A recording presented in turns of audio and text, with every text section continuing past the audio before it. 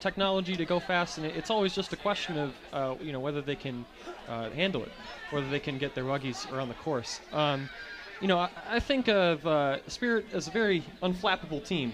They got a lot of confidence. I don't think this is going to affect them that much. They're just doing their jobs.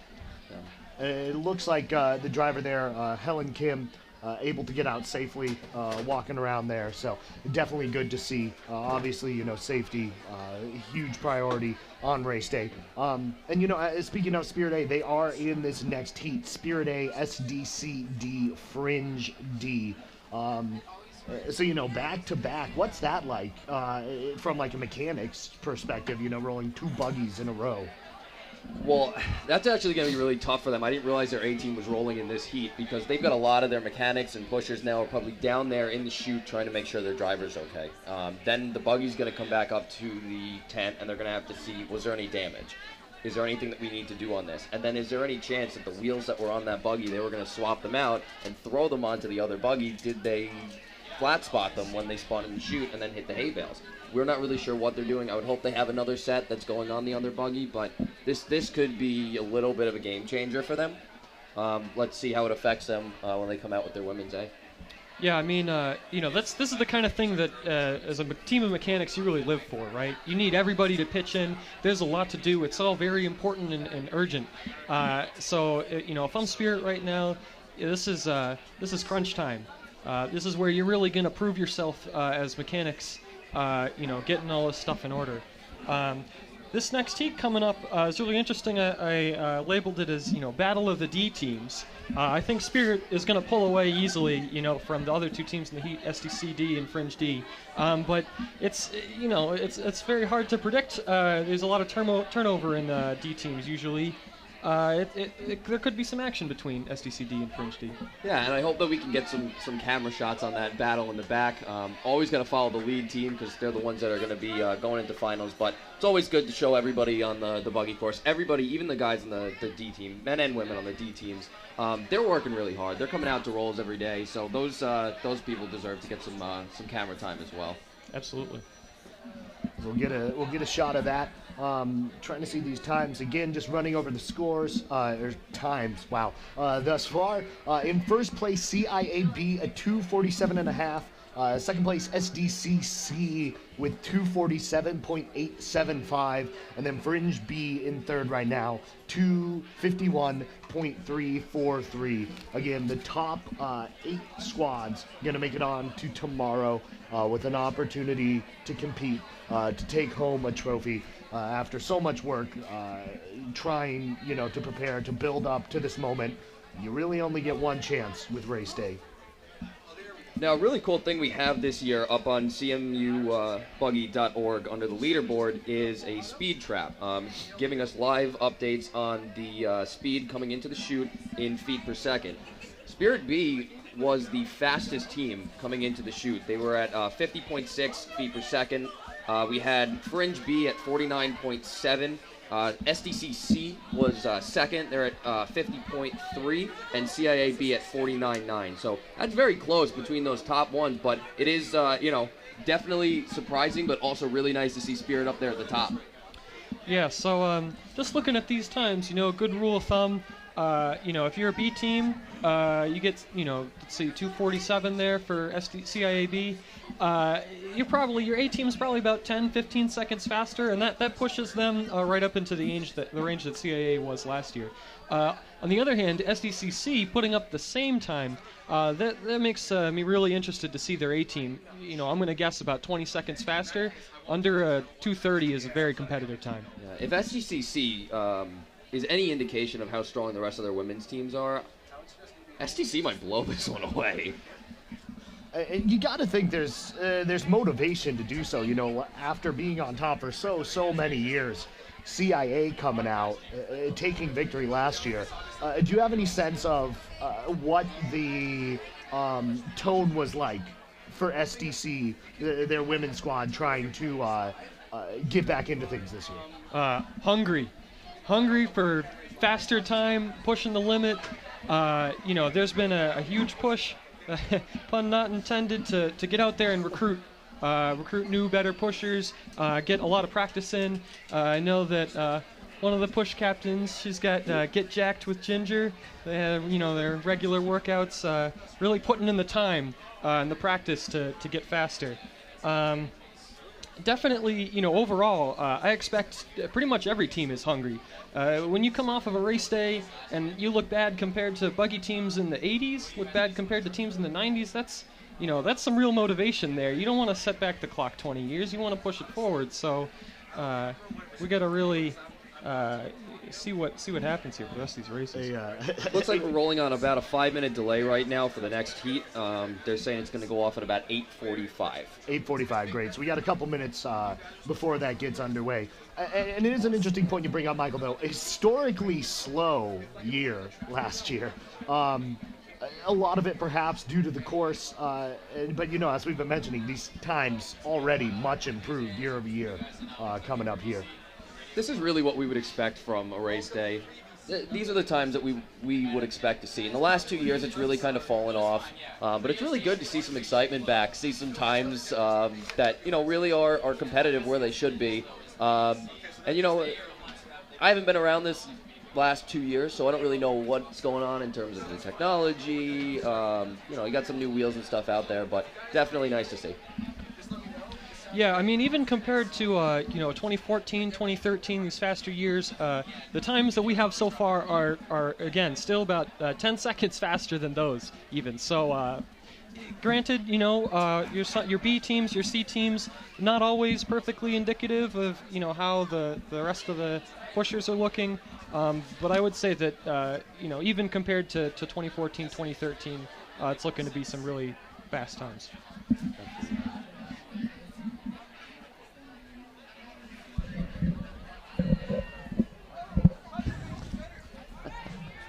Waiting here to get underway with these heats. Looks like the buggies are coming on to the course. It's going to be lane 1 Spirit A, lane 2 SDC D, and lane 3 Fringe D. All the buggies getting set down here. Spirit A, Spirit rolling in back-to-back heats. Had that suit.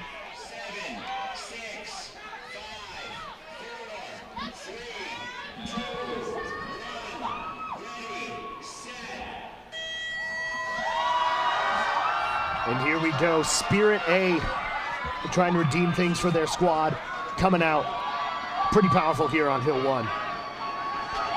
Yeah, I mean, we'll see how the rest of it goes. She's looking pretty fast, but I was expecting a little more separation between her and some D teams. We see SDC D, Fringe D, pretty much neck and neck. A little bit of a sloppy transition right there into Hill 2, and now Spirit, though, really starting to pull away. I had the Spirit Hill 1 at a 23.4. That's 3 seconds slower than last year's Hill 1. And they're 36 seconds going into the free roll.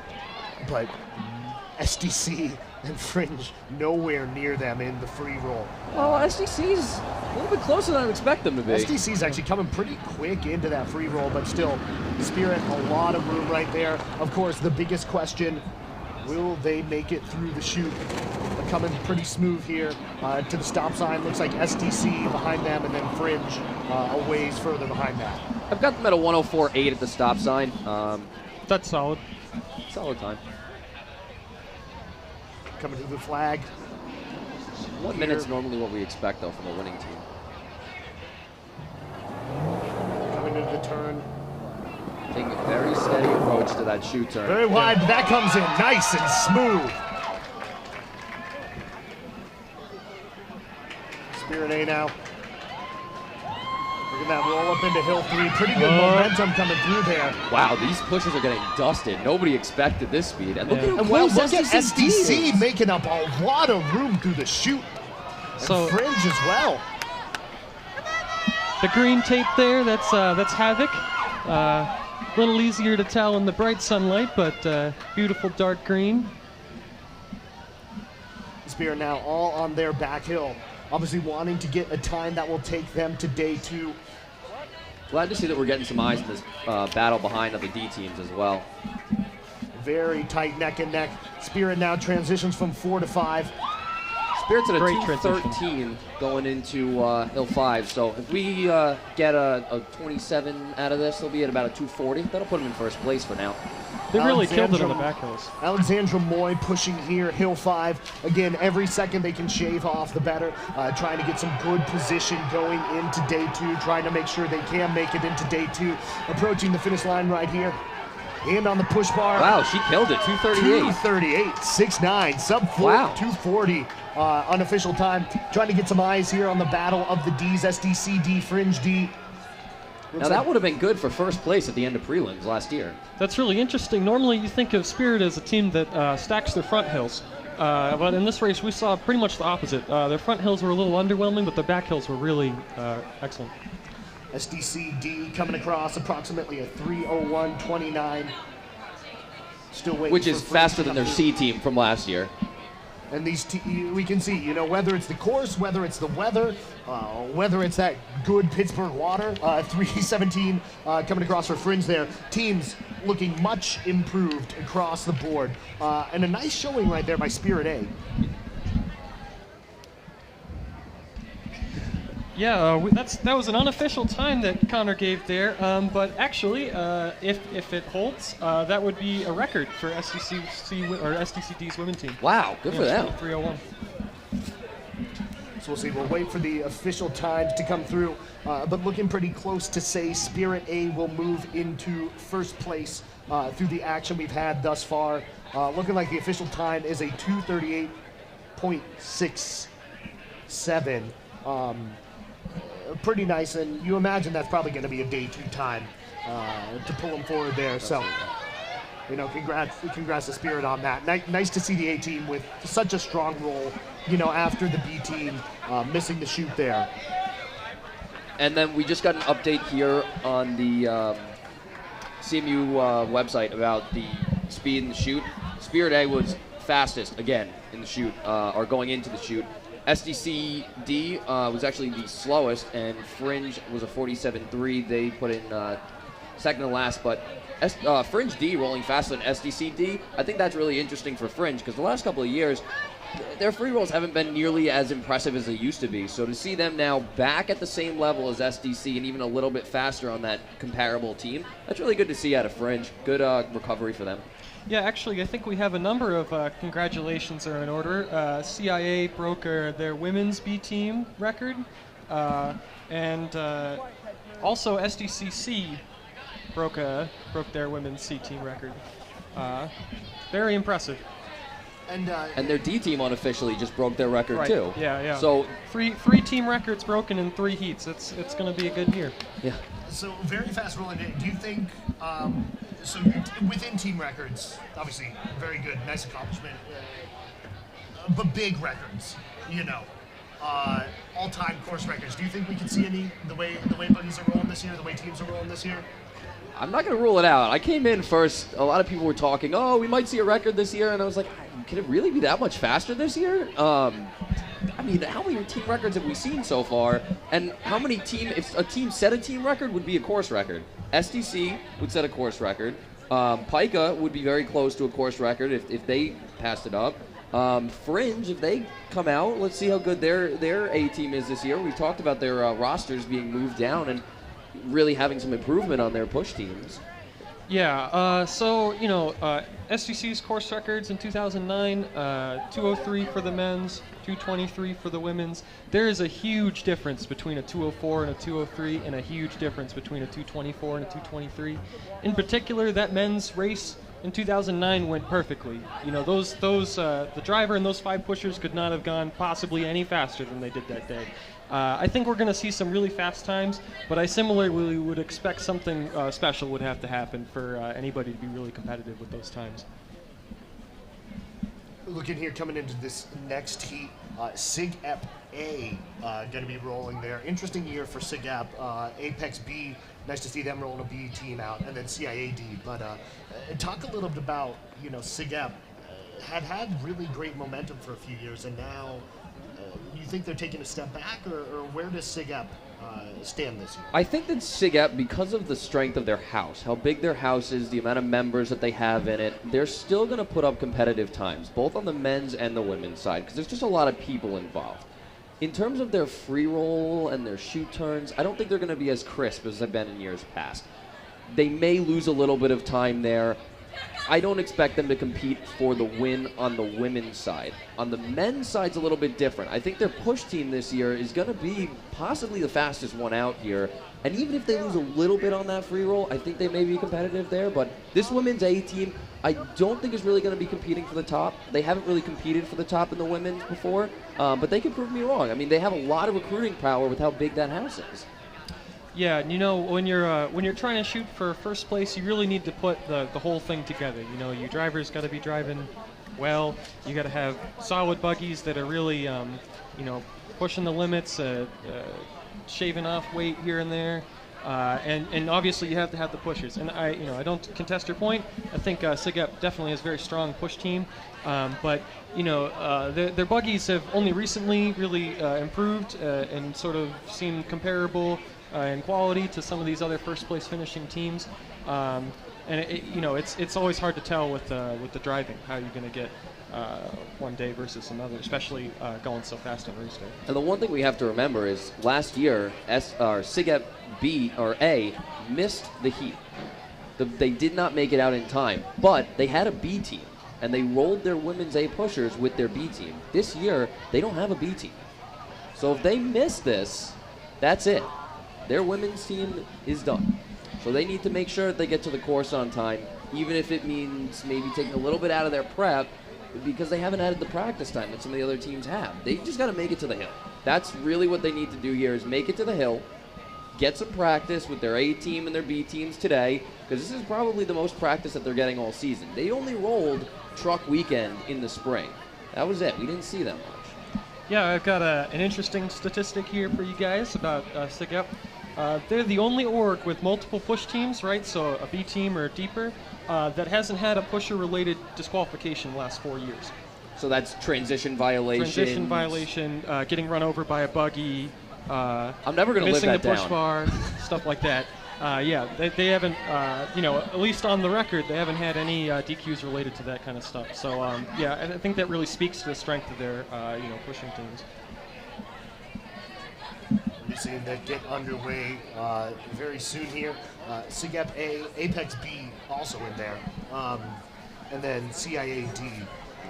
You imagine fair amount of separation between all three teams? I think it's going to be fairly spread out between the teams. I think that Apex B last year was able to make day 2 with a couple of help from some disqualifications. I think they'll be around the same time as they were last year, like low 3-minute range.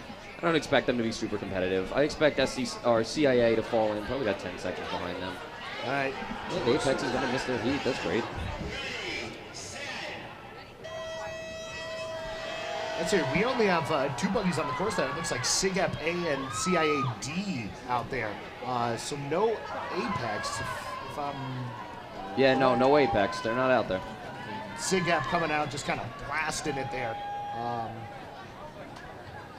Going to have a free course by and large. It's just about getting that time, get them into a day 2. Pretty strong shove right there from the 1 to the 2.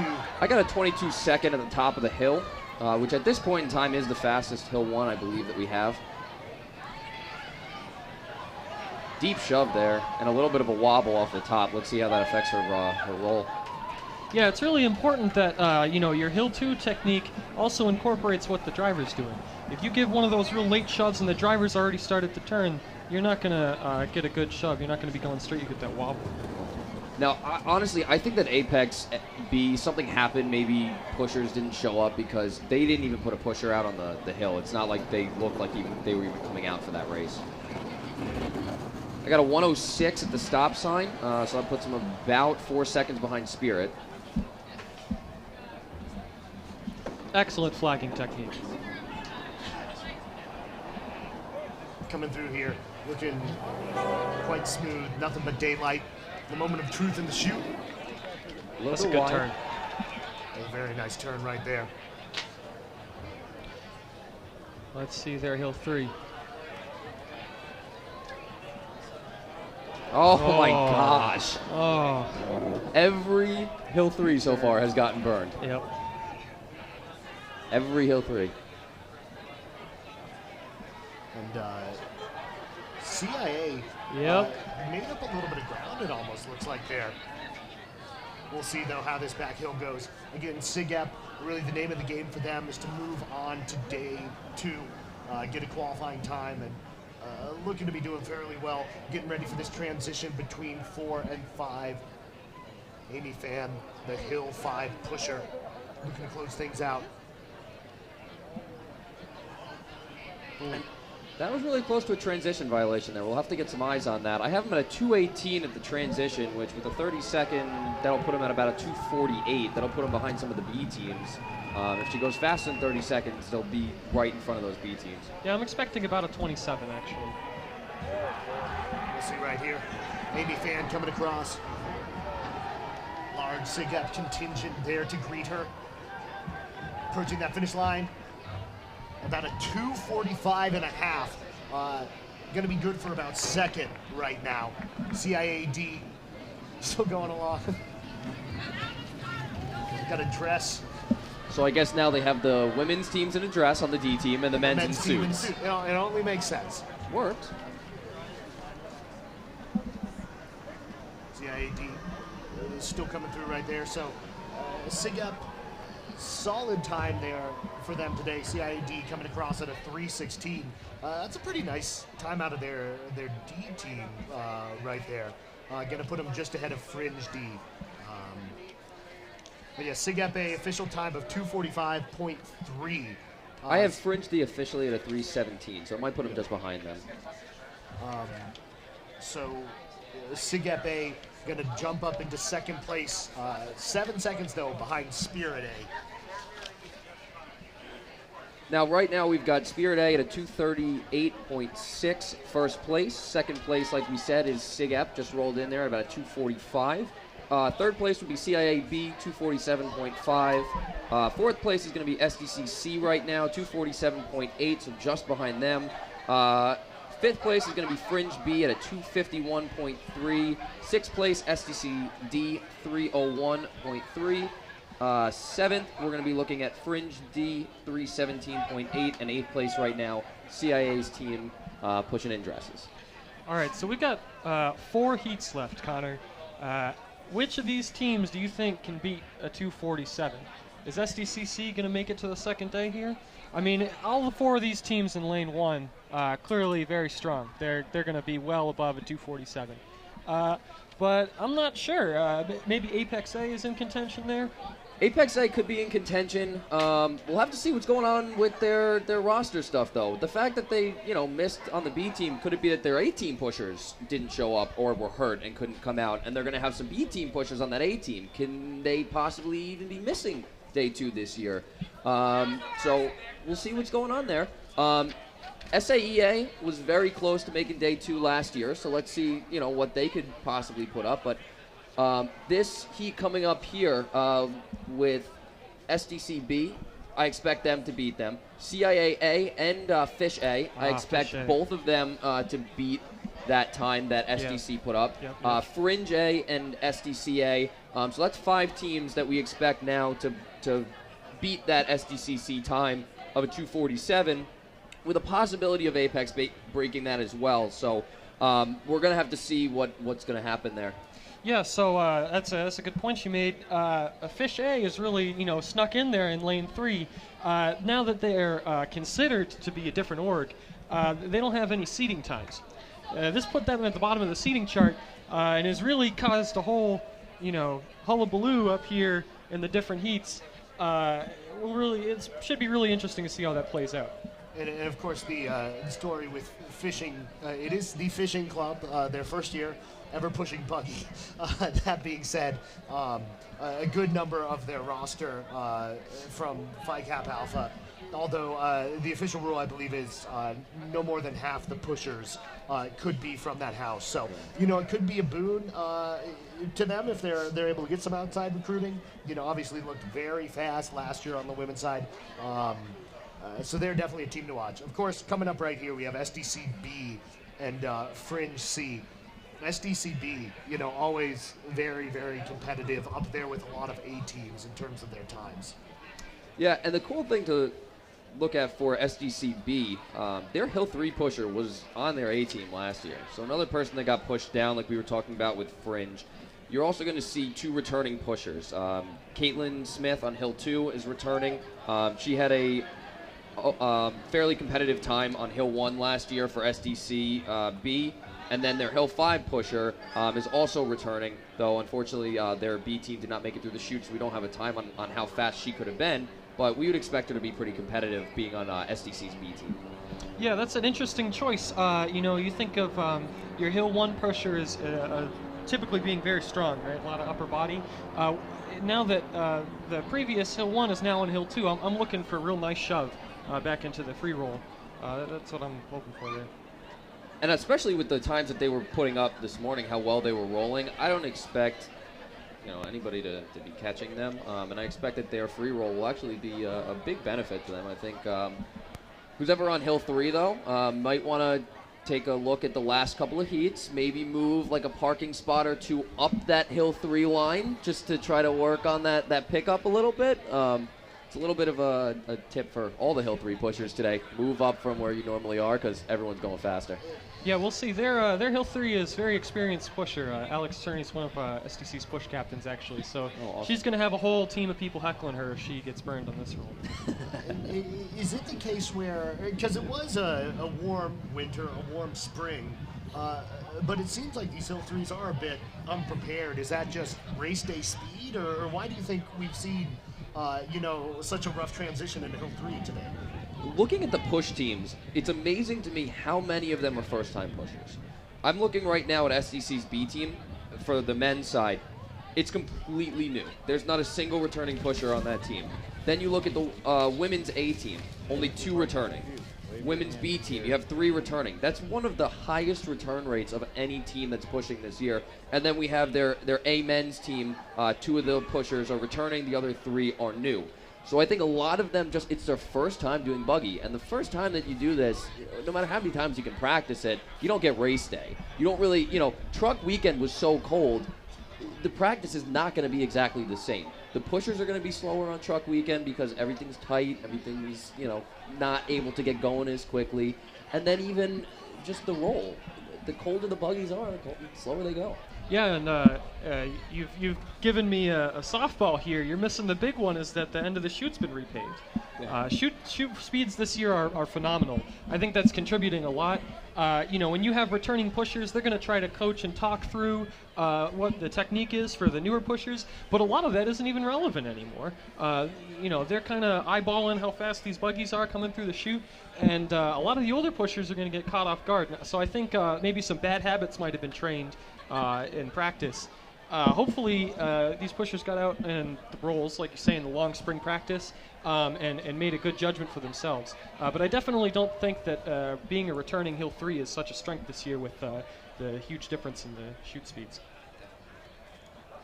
Getting ready here, this heat, under 30 seconds to go. 6, 5, 4, 3, 2, 1, ready, set. Heat is underway. As good looking as we are, it would be great to get a camera on the action there. Trying to call it here. The buggies coming up the hill right there. Again, SDCB in lane 1, Fringe C lane 2.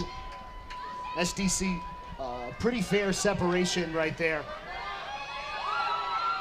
The smooth transition into that hill second on Hill 1. Solid transition. It looks like we got eyes back there.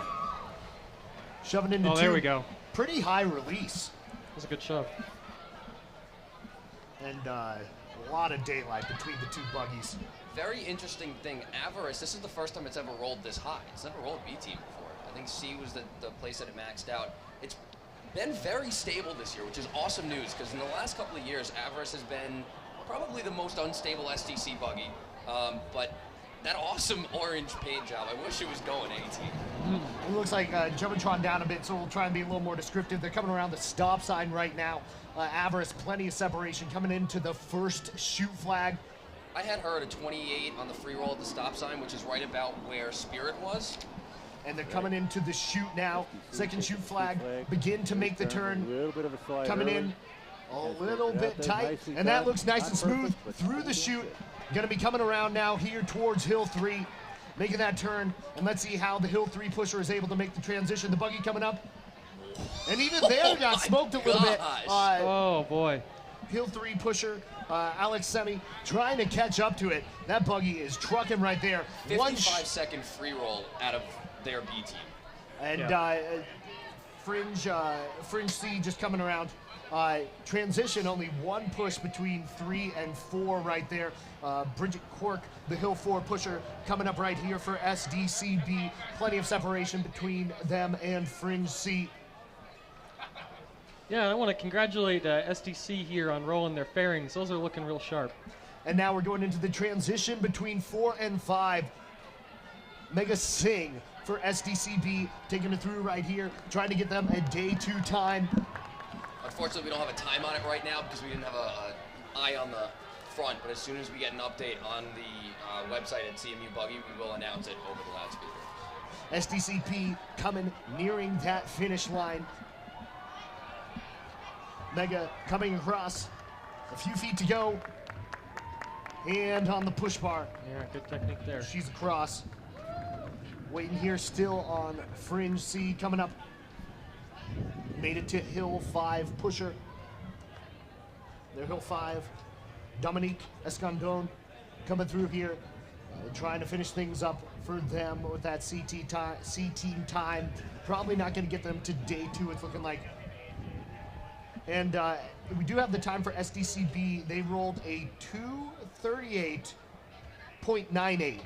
So about a third of a second slower than Spirit A. So Spirit A remains in first place, looking to get that time for Fringe C.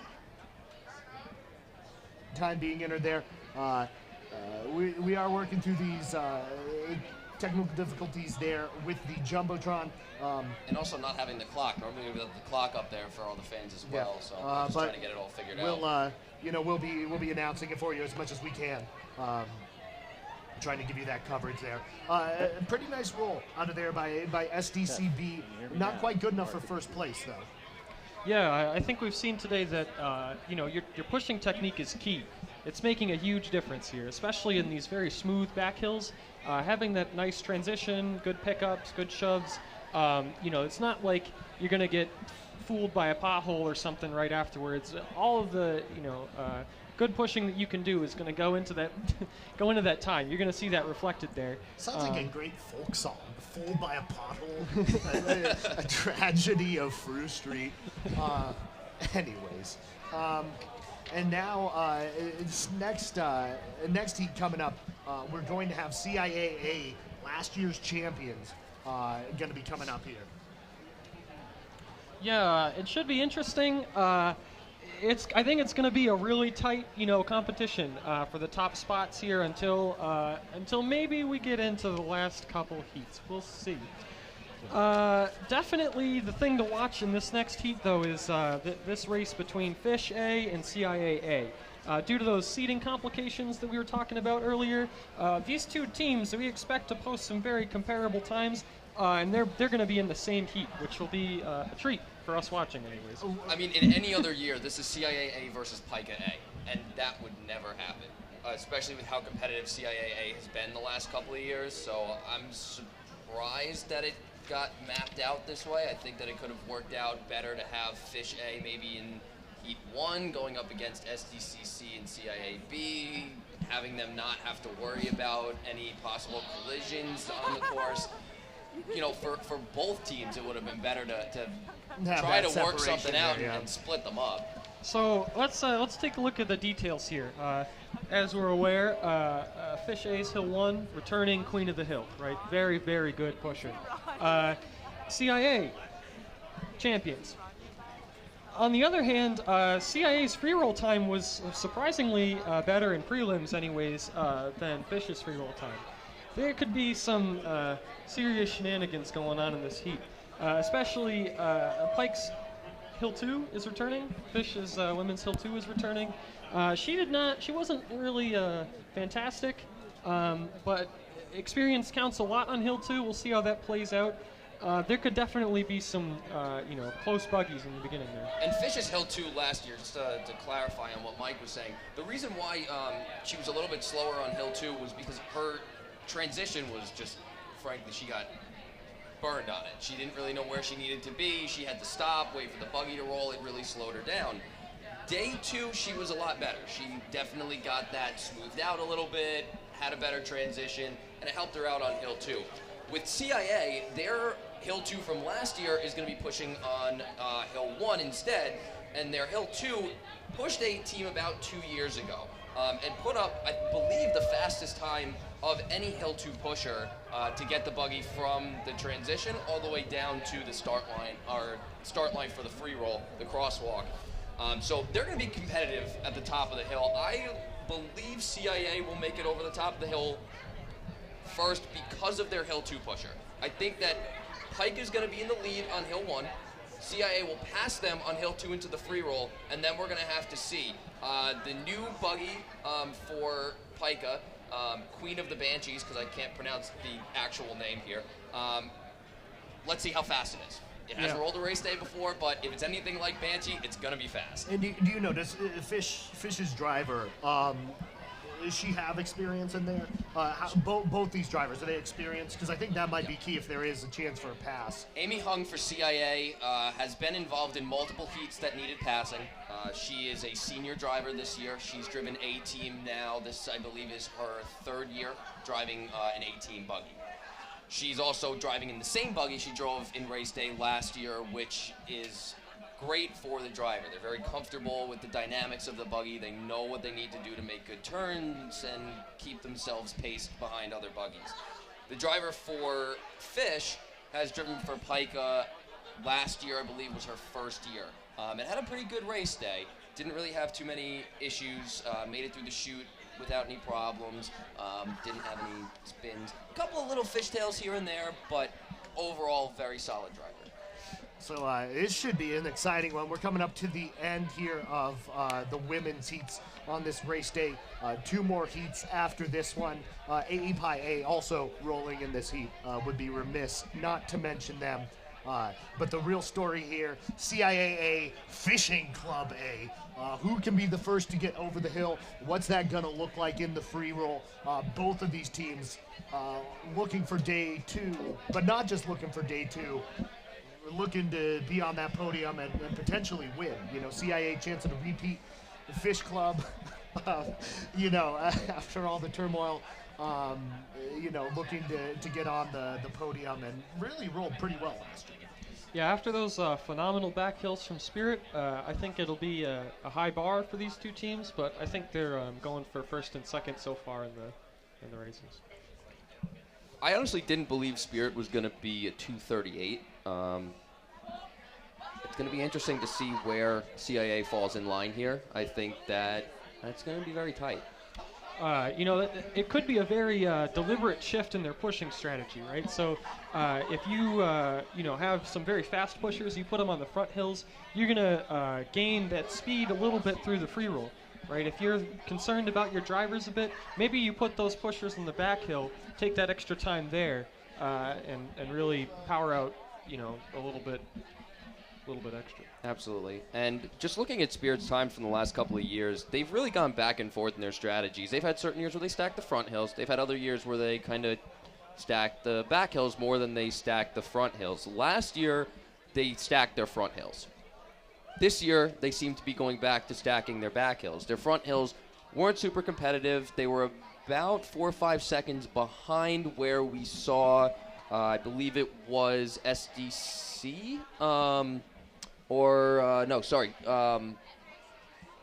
CIA. All right, here we are. 2, 1, ready, set.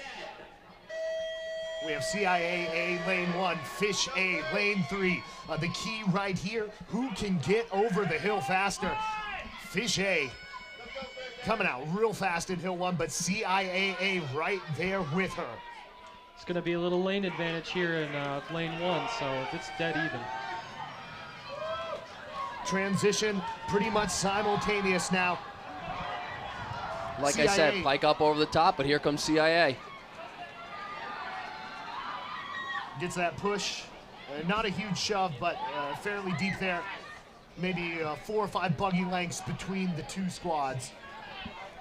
All right, so let's see how Queen of the Banshees comes up towards Equinox.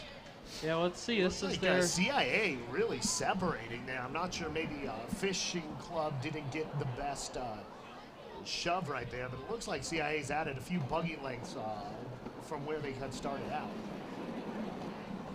Yeah, I would normally say there's plenty more fish in the sea, but this is their only team, so hopefully they can make this run good. And here's that strange transition that they do out to the middle of the road.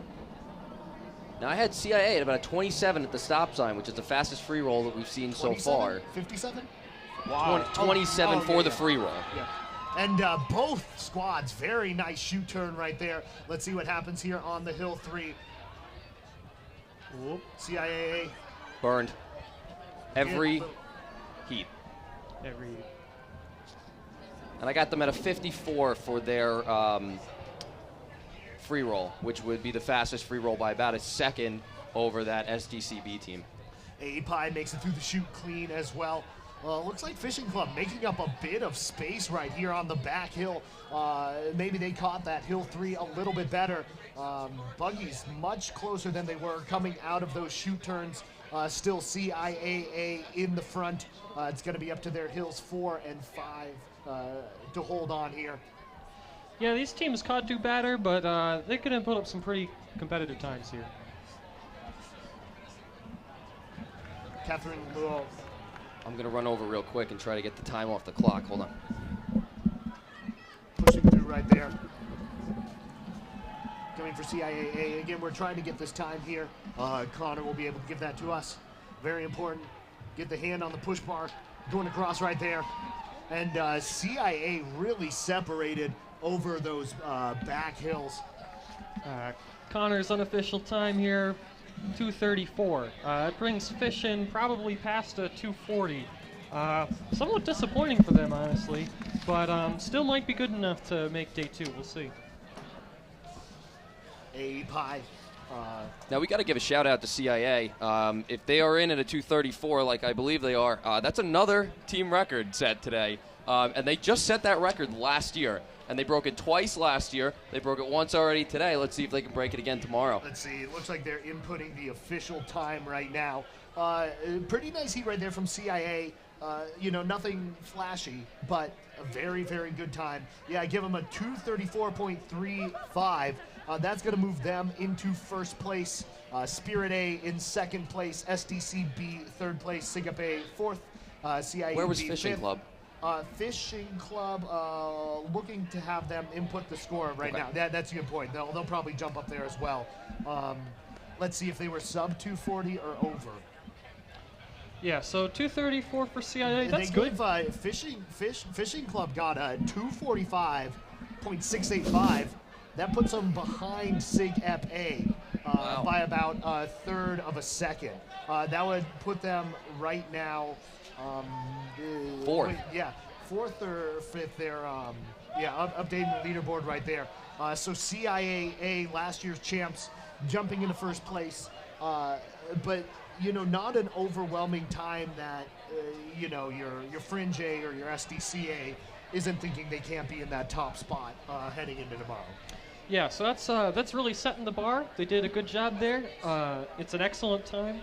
However, the winning times from 2013, 2014 were both lower in the 2:30s. I'm hoping that they can drop a few more seconds off for finals. That usually happens. Yeah. But Three picks could take some time there, and I don't think their transitions were as clean as we've seen them in years past. So I believe they have some time in there they could take off. yeah, but it's looking to be a competitive race. Fringe A going to be really the team to watch here in this next heat. Fringe, it's been an interesting few years with them. Up and down, up and down. Have a lot of the elements you like to see in a team, but just not quite putting things together. What do you think we see from them today? Well, their women's team has been steadily competitive, but I believe their women's team even though their men's team is coming up, I think their women's team is falling off slightly. I don't think that they're going to be way out of it, but I don't see them competing with CIA for that top spot. I think that they'll probably fall in somewhere between Spirit. SDCB is so close to Spirit. Between SDCB and SIGAP, somewhere between that 238 and that 245 range. Yeah, I agree. Spirit or Fringe really has a strong free roll. You know, their buggy's a little bit faster than you might expect for their push times in the front hills. And that really, you know, can play to their advantage when you have a year when all of the pushers are slow. But I think this year, with the improved push teams, that's really going to fall a little short of that kind of first place mark that CIA set. Just give you an update on the leaderboard now that we have the times in. First place after that heat, CIAA, 234.35. Second place, Spirit A, 238.67. Third place, SDCB, 238.98. Fourth place, SIG EP A, 245.31. Fifth place, Fishing Club A, 245.685. Sixth place, CIAB, 247.5. Seventh place, SDCC. Eighth place, Fringe B. Ninth place, SDCD. 10th place, Fringe C. 11th place, AE Pi A. And last place, Fringe D. 12th. Interesting statistic.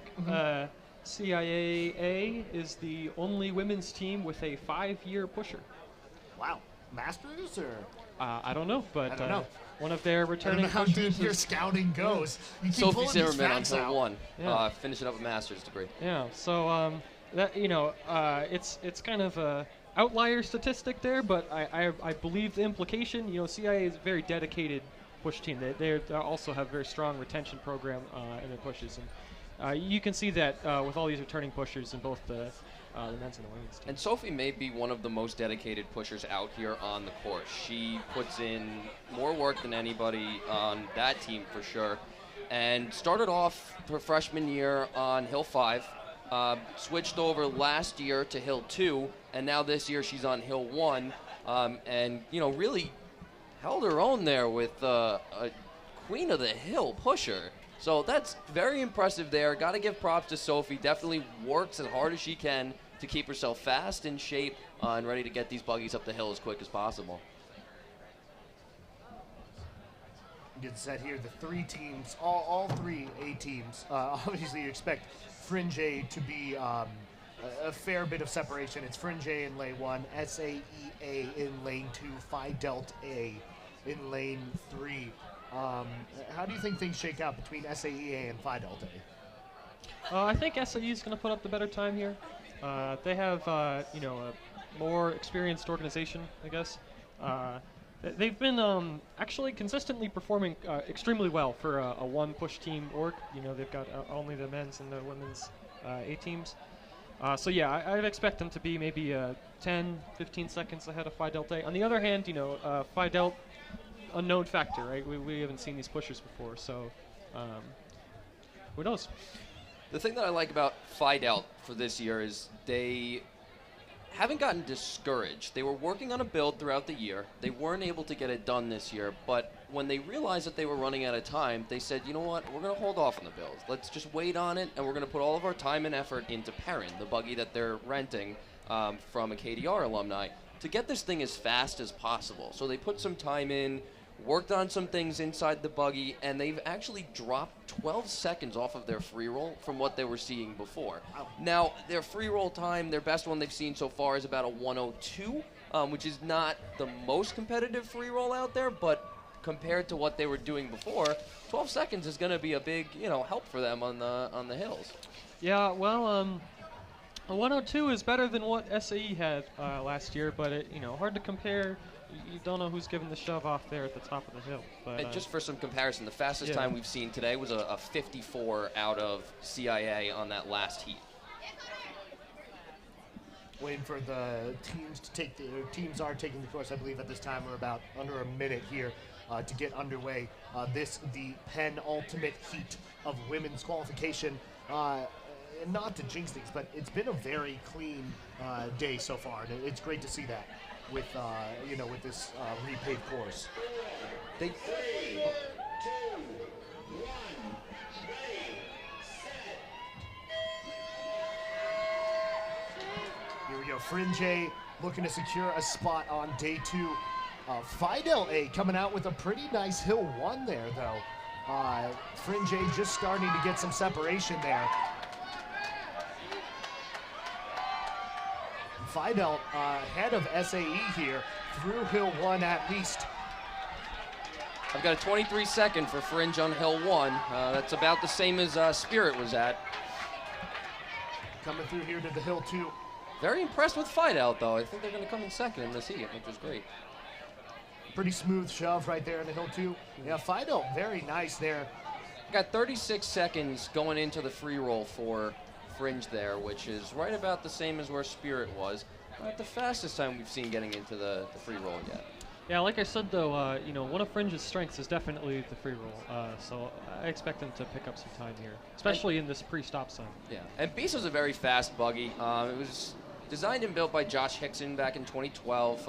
It's his baby. He loves that buggy. But it's very fast, and it's lasted a lot longer than Bonsai did, which is very good for them to have a buggy this fast. It's also lasted this long. So This is coming into the chute here.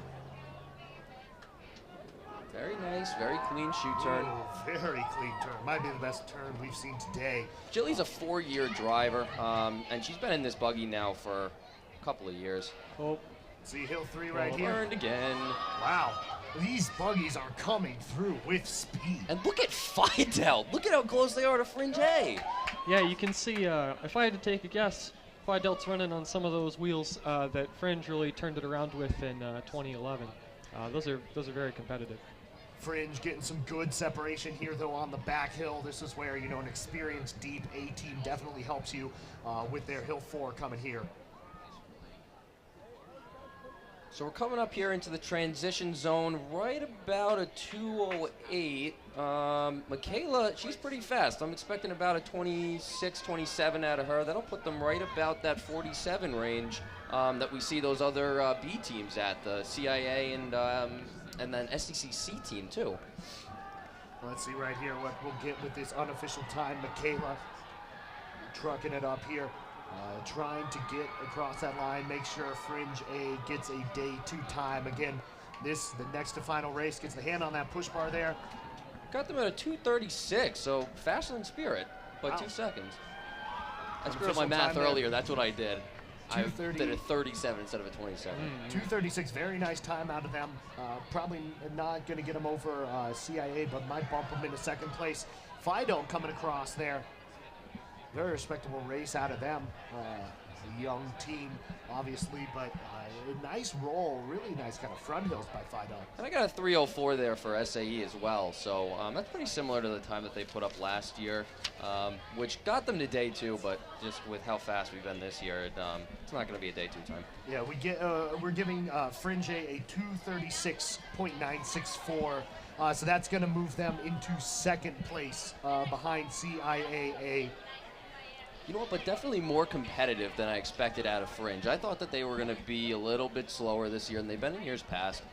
So for them to put up a time that was faster than last year, with the amount of pushers they graduated, that's a brand new team except for Michaela on Hill 5. So really, really impressed with Fringe right now.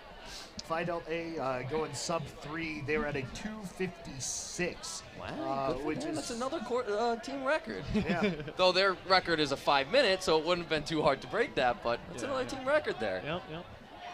Yeah, we'll see here. It's really up to SDC to set the tone going into finals. If they come in with a little over a 2:30, it's going to be very close. Finals will be very interesting. All of the different transitions are going to matter a lot for the placement. On the other hand, they could come in below a sub 2:30 and really just take it away. Looking at SDC's roster for this year, they've got a new pusher on Hill 1. Their Hill 2 pusher was their Hill 5 last year, and she was only about a half second off of the best Hill 5 time of the day. So that means that they've got to have 3 other pushers on longer hills who are faster than her. that makes me very excited for the time we're going to see them put up. Yeah, me too. We'll be taking a look at that with them here. Again, the final heat of the women's qualifications here. Someone's having a birthday here. This is the final heat of the women's qualification. SDCA, Apex A, CIAC. Then we'll have a little bit of a break. We'll get into the men's races, men's qualification coming up right after this. Overall, though, it's been a nice day. Very clean, very fast. As you mentioned, just about everybody's setting a team record, it sounds like, out there by and large, which is good to see. We like to see this. Beautiful day out here. You know, the first race day of good weather. 2 straight days of good weather and forever, since 2010. Yeah, I think the good weather earlier in the spring is really paying off. This is some fantastic driving.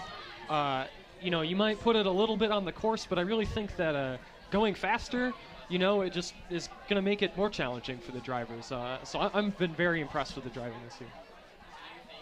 And I think last year, it was obvious which teams had the most experience through the chute. CIA was clean. All of their drivers were taking the same lines. And SDC every year has very good drivers. But their drivers last year were mostly new. Jing was the only one, their A-team driver, who was returning. This year, SDC's A and B team are returning drivers. We have Anna Black, who's going to be driving for them. She had a great save last year on that first race when the roads were soaking wet, and she was able to get through there. And then we have, Elizabeth G on their B team, who had a rough race day last year, but recovered nicely this year. And you really can't tell this year which drivers have more experience than the others. They all look great. Well, they all have a lot of experience, that's for sure, from that really, frankly, extremely long spring practice. They were out here in February, I think, a couple times, and it's really paid off so far. 2:34.349, the time to beat. That CIA's in the top spot. And also kind of, the subplot here. Apex A, are they able to make it to day 2?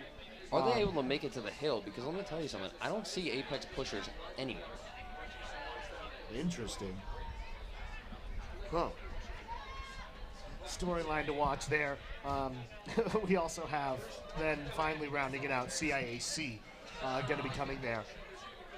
Standings as they are now, again, just running through the top 10. CIA A in first, Fringe A in second, Spirit A in third, SDC B in fourth, SIGEP A in fifth, Fish A in sixth, CIA B in seventh, SDC C in eighth, Fringe B in ninth, and Fidel A in 10th. Again, top 8 teams qualify, so SDC C holding on to that last spot right now. You imagine A will bump them out. We'll see. Looks like Apex did make it to the course. Good. Yeah, we do have Apex A. So we'll see how many teams are knocked out. Again, if the race were to end right now, CIA A, Fringe A, Spirit A, SDC B, SIGEP A, Fish A, CIA B, and SDCC are moving on to day 2. SDCC, I think, is going to get knocked out by their own team. Yep. We're going to have to see what happens with Apex here. And then that would leave, who's at the bottom again? That would put CIAB out there at 7. Yeah, so it's going to... And if that would happen, Fish A would be the 8th qualifying team. That's wild. Yeah, hopefully they can, use the cheetah blood, get some good night's rest, come back the next day and really, make a better impression. That is true, but that could be a very interesting matchup there. That would put, if some Apex qualify and... Apex may qualify 8th. They may just slide in there. But that would be, you would see Fish A and CIA again. Either way, though, you may have a Fish A and a Fringe A, a Fish A and a Spirit A, depending on how these things shake out. Those are all going to be pretty interesting races there. If they got into that race with Spirit A, if they set that up, then we're going to be looking at Fish first into the free roll, with Spirit on their new wheels and rolling faster, and then potentially passing them on the back hills. So that could be a really interesting matchup. I kind of like to see that happen. all, of course, depends on this race. Nothing can be taken for granted on race day. It's been clean so far, but obviously you want to see SDCA make it through. Apex A, how they can shake things up, maybe get a day 2 time. Now, the challenges for Apex A this year, number one, they have a buggy in Ember that is very unreliable. It's had a lot of issues over the years. Second thing, brand new driver. She's a first-year driver on the team, and she's going in and driving A team. So we're going to have to see how that goes.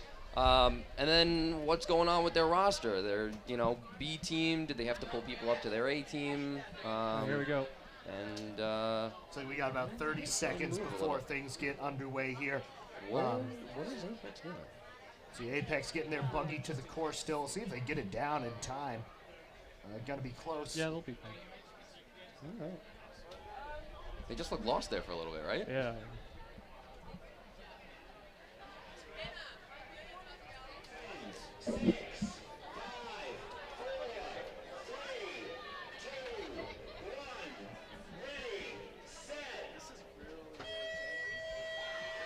Here we go, the final women's preliminary heat here, race day 2016.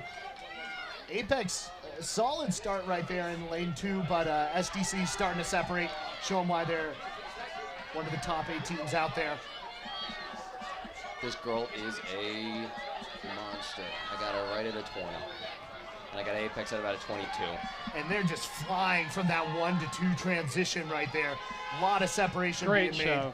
Very early, gets the buggy rolling. I got him at a 32. That's 4 seconds ahead of Fringe was. And I got Apex at a 36, which is right up there with Spirit. And I believe we saw Fringe's B team there as well. SDC just rolling super clean right there in the free roll. Lot of daylight between the two of them. This is looking to be a pretty nice run so far from SDC.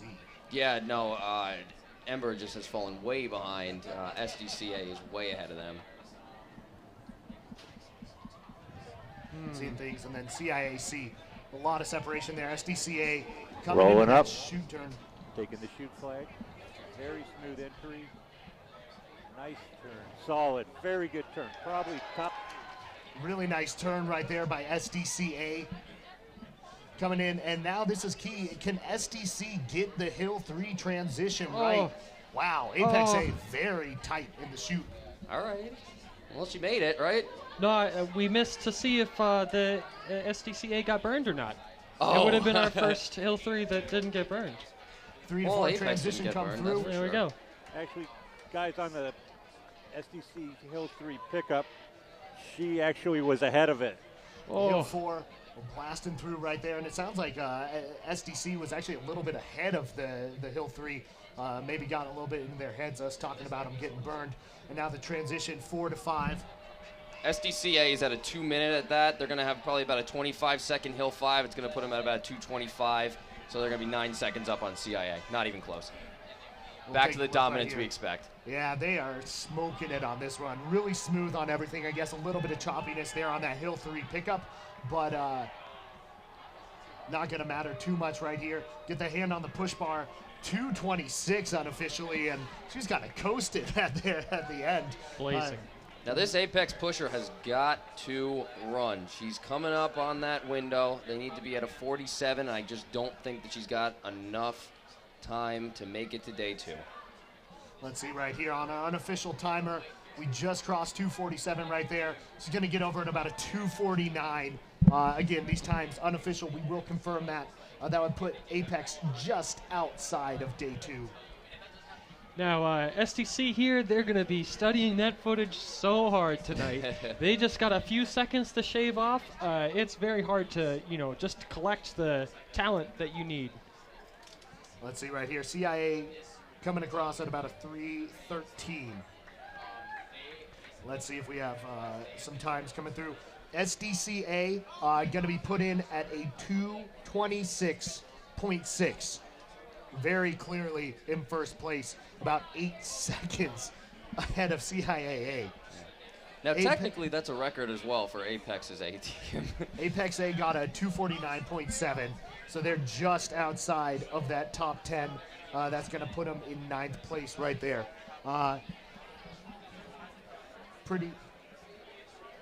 Pretty nice race day coming out there, though. You know, nothing too unexpected. I think maybe besides how good SDC looked there. I think we thought, you know, they'd be in the conversation for the top, but 8 seconds faster than CIA? I mean, this is a very good push team. Like Connor said, he's got some returning pushers and a downgrade, right? They were pretty fast last year. Yeah, I'm not that surprised. I think they can actually, shave 1 or 2 more seconds off. I don't know about that 3rd second. That's going to be the hard one, but hopefully we'll take 1 or 2 more off for tomorrow. Yeah, it's a great time to see. It's not great for the sport for SDC to be dominating again. I think people get more interested when it's a little bit closer, but the other team's got to step their game up, man. If SDC is going out there and doing this and, just hitting everything perfectly and getting their pushers this fast and building their buggies this good, the other team's got to step up. So we'll run through the standings once more. I don't believe there are any re-rolls, which clean is driving. pretty unheard of. Yeah, really nice, really clean day. Congrats to all the teams out there. Very well raced. Prelims. Tomorrow is for all the marbles. The teams competing for those marbles are in first place with a 226.6 SDCA. Second place with a 234.35 CIAA. In third place with a 236.96 Fringe A. Fourth place, Spirit A with a 238.67. Fifth place, SDCB with a 238.98. Sixth place, Sig Ep A with a 245.3. Seventh place, Fish A with a 245.69. And eighth place, CIAB 247.5. Hey guys, this is Mark in the chute. Finally got connectivity here. Just a recap of all the turns. Top 8, all very smooth. I would say the turn of the day was probably out of Sig Ep, although the SDCA was very nice. Back to you. Thank you, Mark. I think we're still sorting out that. I'm not sure if that actually went over the loudspeaker. We do have Mark Estes, the man in the chute, going to be bringing us coverage there. Guys, what jumps out to you, though, matchups for tomorrow you're interested in seeing from that top 8? Let me pull this up real quick so I can get you.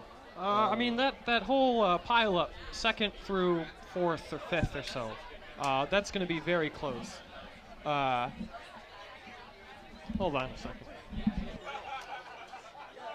So I think the most interesting thing that we're going to see here, there's this nice gap here in the middle where SDCB and SIGEP A, we went from a 38 to a 45.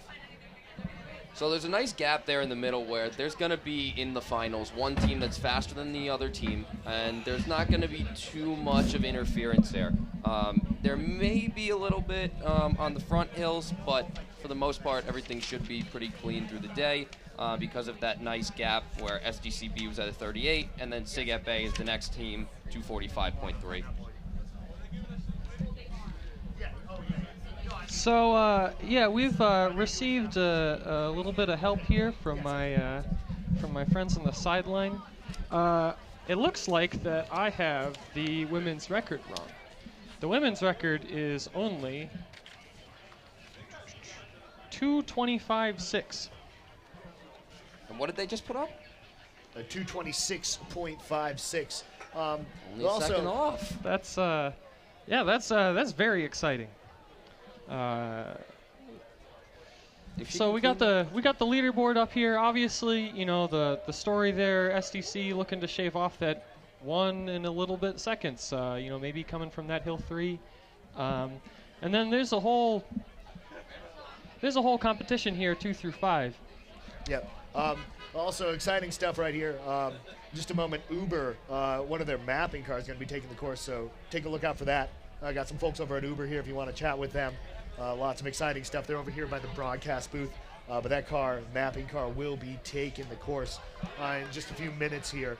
So let's go ahead and get some final thoughts here on the women's race this morning. What we're looking forward to tomorrow. We'll take a little bit of a break. Come back with some men's coverage, some exhibitions. There's going to be a really close race there in the middle between Spirit A and SDC B. We'll be interested to see during the heat selection for finals tonight if they move that around. Fringe A, I think, may have a second or two in there, so they're going to be right up there with CIA for second place. Spirit A, let's see if they can get anything more out of their time, maybe move up a spot or two. But SDCA is the only thing that we're going to be watching for tomorrow in the women's to see who's going to win it is, will they set a record? And that's the only thing that we're really looking for at the top of the order there. 2 through 5 could mix around a little bit depending on how people finish up. SIGEP A, Fish A, CIA B, there may be some fights in there for that 6th, 7th, and 8th place spot. CIA B, can they come up and maybe even get ahead of a Fish A or a SIGEP A? And can SIGEP A maintain that lead just a little bit over Fish A and, stay there in that top 6? Should be exciting my stuff. Comments are, you look at 2 through 5. Yeah, so and that's all about should be really the pickup interesting on here. Hill 3. Hopefully, we'll have to see if Fish can improve that time. The battle of the fraternities here is going to be very good.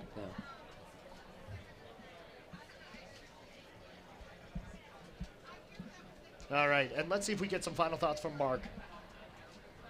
Hey guys, my take is 2 through 5 up for grabs based on the shoot pickup on Hill 3. So we had a lot of girls get blown away. If somebody nails it, they're picking up easily 2 seconds, and they will separate from the crowd. And I think SDCA has the record in them with a good Hill 3 pickup. End of chat. Thanks. All right, so we're going to take a little bit of break here on WRCT, CMU TV. We'll have that coverage coming back for you in just a little bit.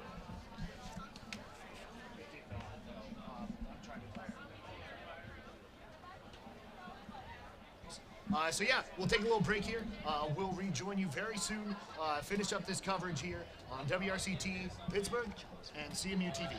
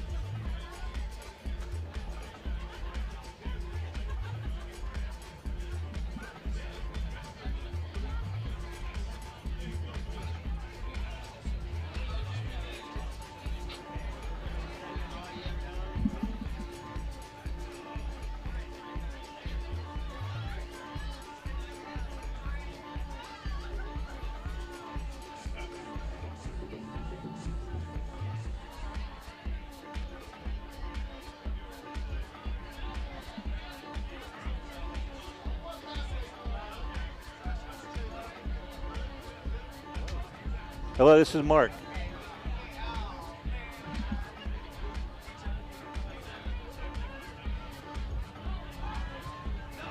Hey, welcome everyone to Buggy 2016. Mark Estes broadcasting from the chute in beautiful Shinley Park. Sunny day, buggies are rolling, life could not be better.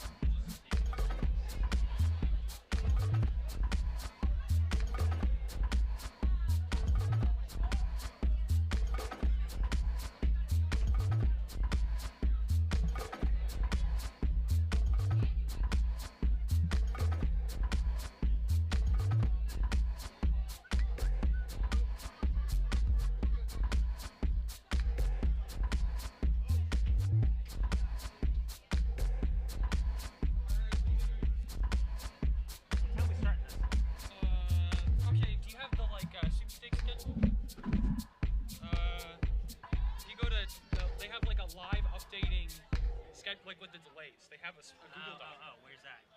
You go to tinyurl dot, and then I wrote it down somewhere. Tinyurl, and then I'll read it out to you.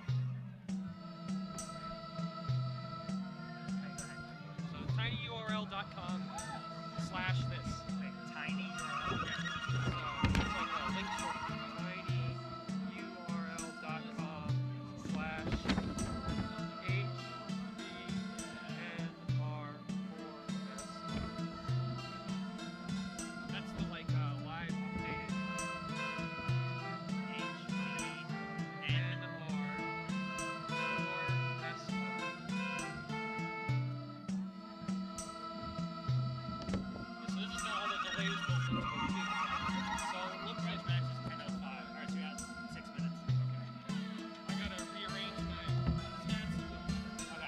I haven't had any need for the rules. They're just on the ground.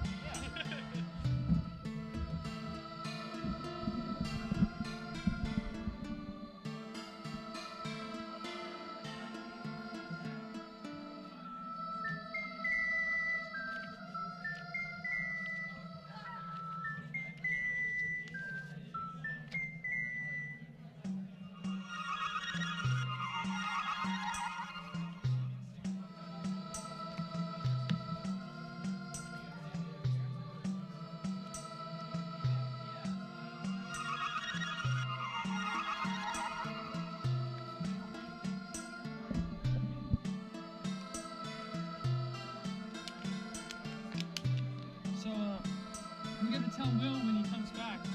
There is no live stream. CMU TV live stream.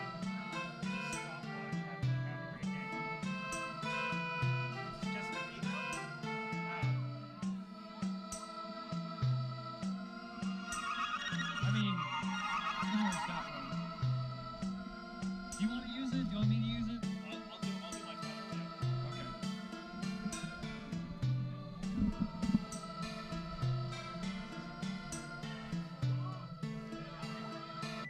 Okay. All right, let's see here. What's our first heat? SDCC Spirit Group. There we go. Friday. Is this the updated one? Yeah, it's got the delays in it. It's really chilly up here.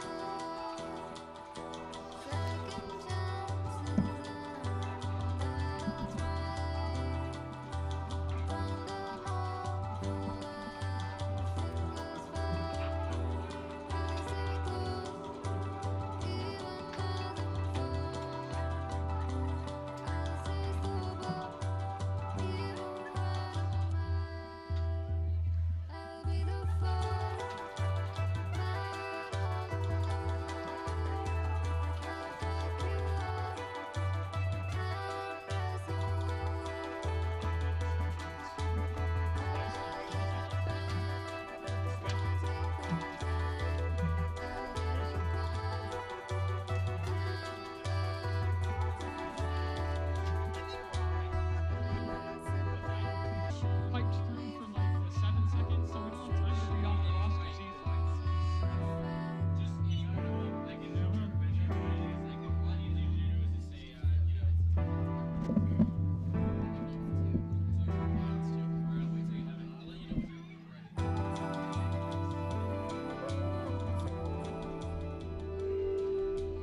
This is WRCT Pittsburgh 88.3 FM.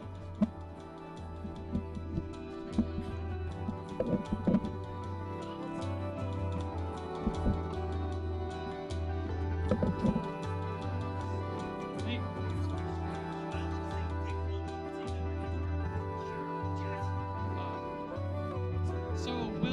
there's no live stream.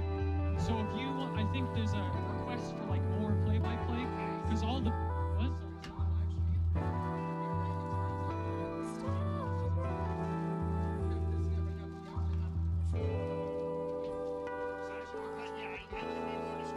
Yeah, yeah.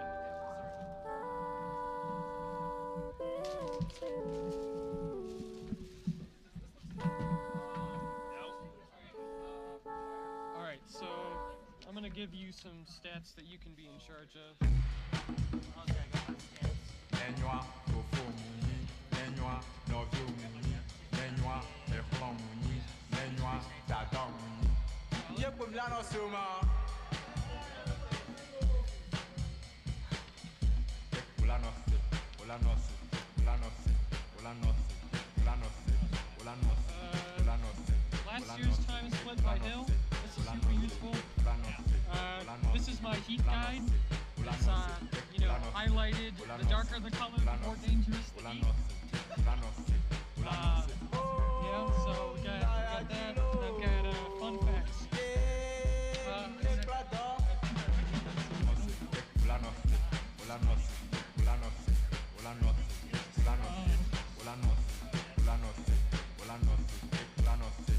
Yeah, I don't know. That's a good question.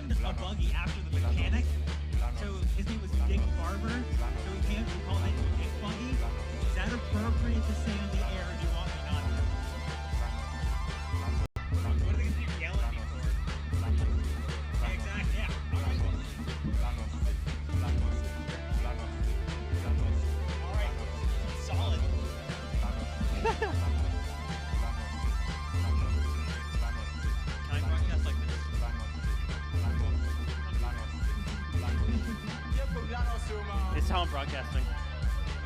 This is how I'm broadcasting.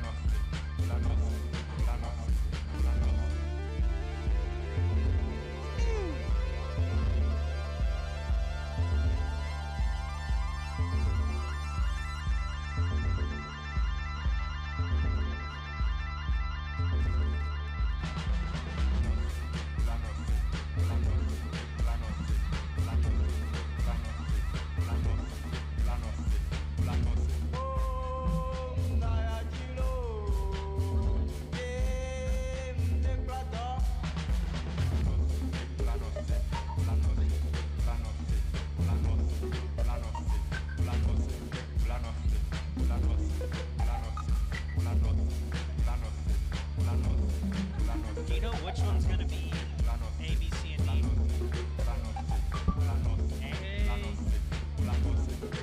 B is after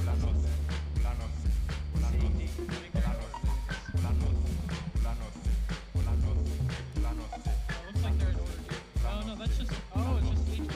Oh, I see. Yeah, why is it Havoc like B or C?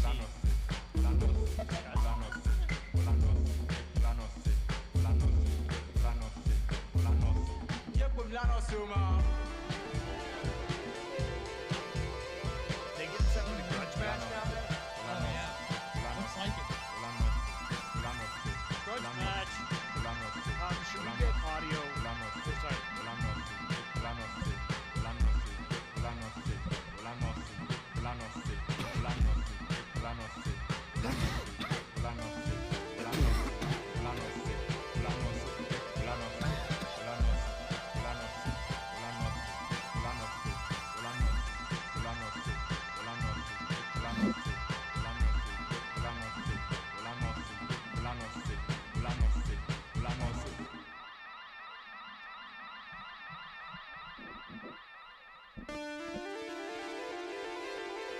Yeah, they're going. All right.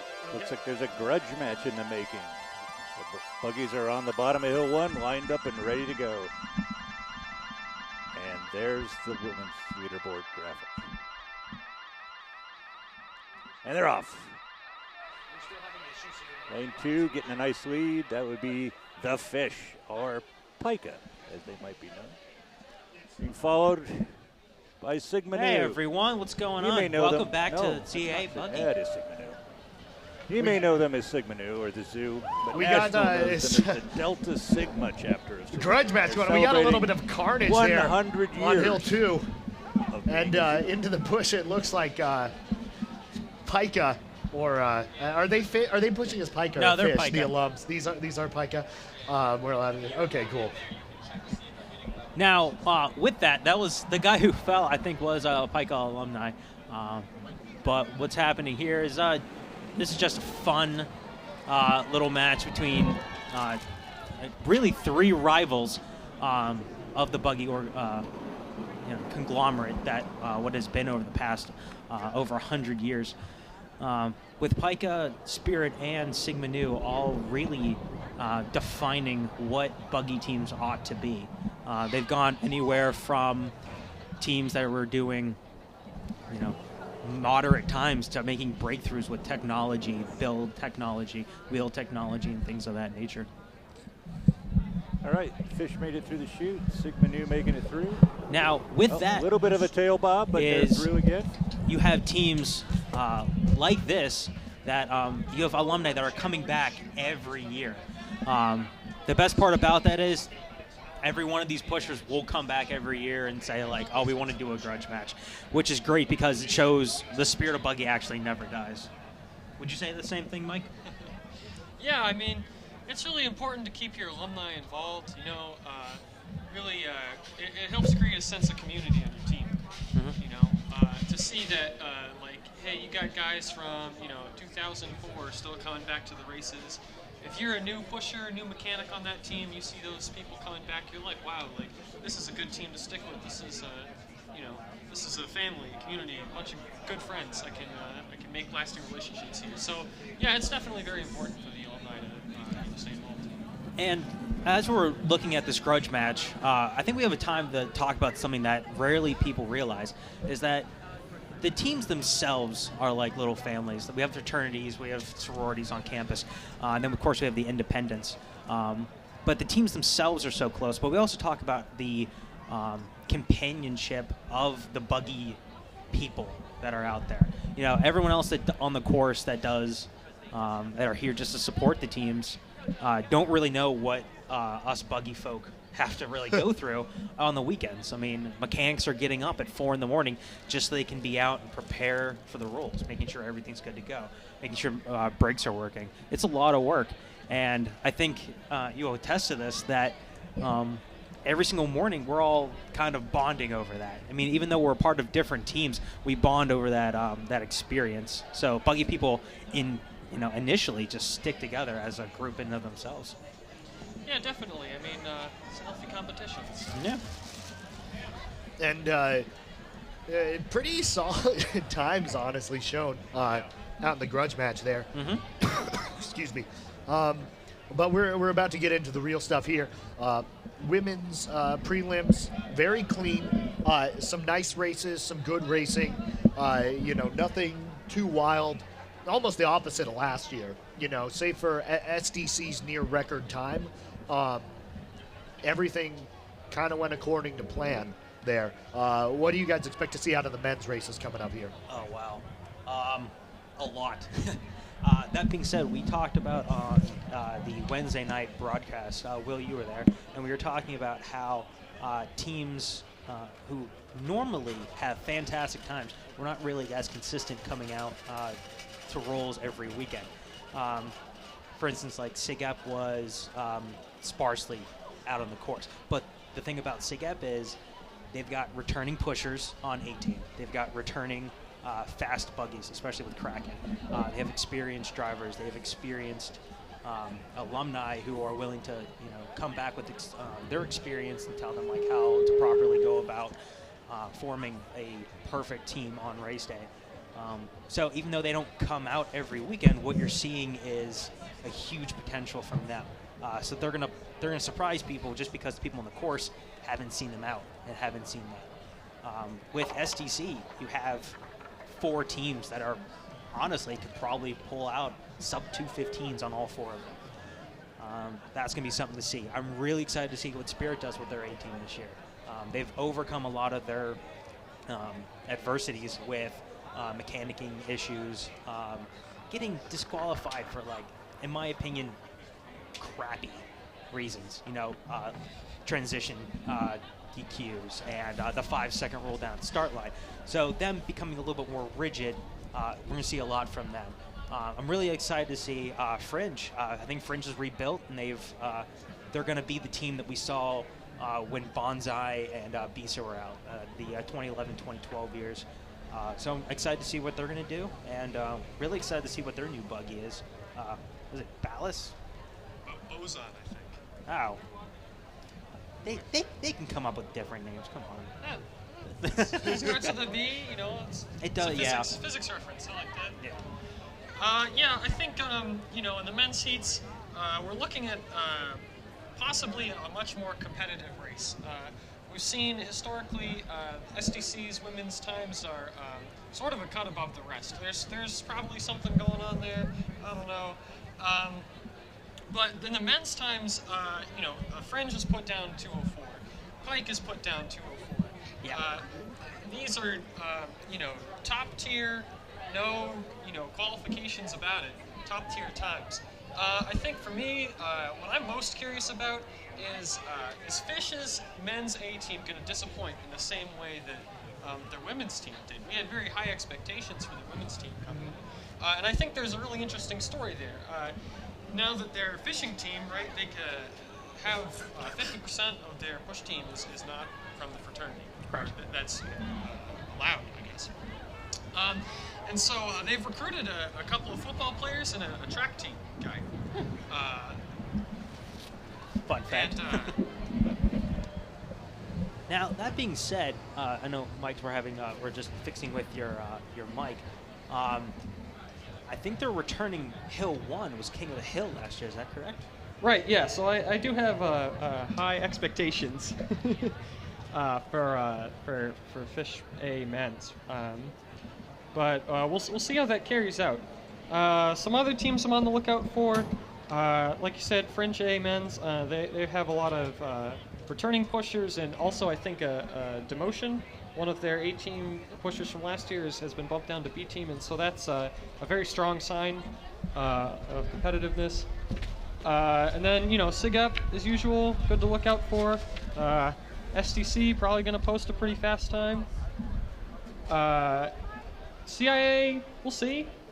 I'm not sure there. I mean, they also have a lot of fast returning pushers, but they haven't hit those, 204, 205 times yet. I really do think there's it's a big jump. And I think they're capable of it, and maybe they will make it this year, but they haven't shown that capability quite yet, so I'm a little bit more skeptical.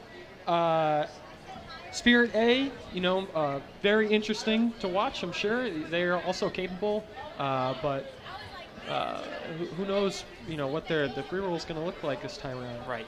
Now, Will, we talked about you're looking for teams that are going to really succeed and come out of the pack. I think the pack leaders are going to be the teams who have practiced those transitions well. The relationship between a hill 4 and a hill 5, that transition, being able to complement the pusher behind you is very key in dropping half seconds and sometimes full seconds off your time. So the teams like the veterans, SIGEP, Pika, Fishing, Fringe, Spirit, you're going to see those teams who they know that those little things matter, and that's going to really make a difference. Because a lot of them, like Mike said, they're going to come out with good times. What's going to really make up better times are going to be the transitions and the minor decision making. So we'll see what happens. And I think when you take some of the weather element out of it of past years and the course issue element out of it of past years, it really does come down a lot more to kind of the minutia of execution, one would think. Excuse me. Wow. Right. I know. This is the end for me. SDCC getting their buggy on the course. Kind of interesting. This heat was actually split up. They were thinking things would be too close. So SDCC in this first heat rolling alone. Mm-hmm.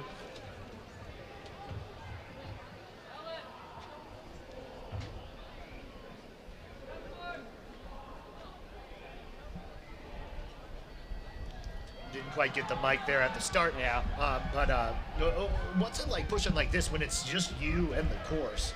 Now, I mean, as far as I can speak as a pusher from way back when, having to push by yourself, I think, is something that's detrimental. Having someone to race against kind of adds the adrenaline. It makes you push a little bit faster. I think pushing by yourself is safer for the drivers. I don't think with SDC C team is going to make that much more of a difference. I think you're going to see a top with compared to racing another team. But what you're going to see here is their makeup time isn't necessarily the pushers as much as their free roll. Pretty nice hill 1-2 there, though. Everything looks smooth, nice shove. And this is one of those teams could move on to day 2. You never know. SDC so deep, a 57-second stop sign time there. Yeah. For a C team, pretty nice. For a C team, it's good. Right. SDC. For SDC, nice. what you're seeing is more picking up the shoot of flag. a standard. Ooh. It's become a A standard. little bit of a for bobble SDC to early. hit that. It's become moved a it standard out. Little for them slide, to hit but below 215. pretty solid. I think Heading up that's a to hill standard they've 3, set for checking the themselves and they've rollout. set for the course, because if you want to stay at top of the leaderboard, you're not going to have mechanics like Mike Darcy who are going to put up with Pretty good a pickup. 216. It's like, no, we can do better. We know we can do better. Yeah, a little bit sloppy there in the chute. Looks like they lost some momentum there. Mm-hmm. Things really kind of slowing down here on the back hills. Coming here now, solid transition technique. to 4. Yeah. And it's just a testament to kind of the organization SDC builds, where great athletes even here, on these back hills, on a C team, picking up a lot of time after the buggy had slowed fairly significantly. Now, as we can see with the transitions, we talked about that relationship before about Hill 4 being able to time how quick his Hill 3 is going to be. Hill 5 being able to time how they're looking across right here at about a 2:19, 2:19.4 is how they're going to score it there. That's solid very time fast. to start out.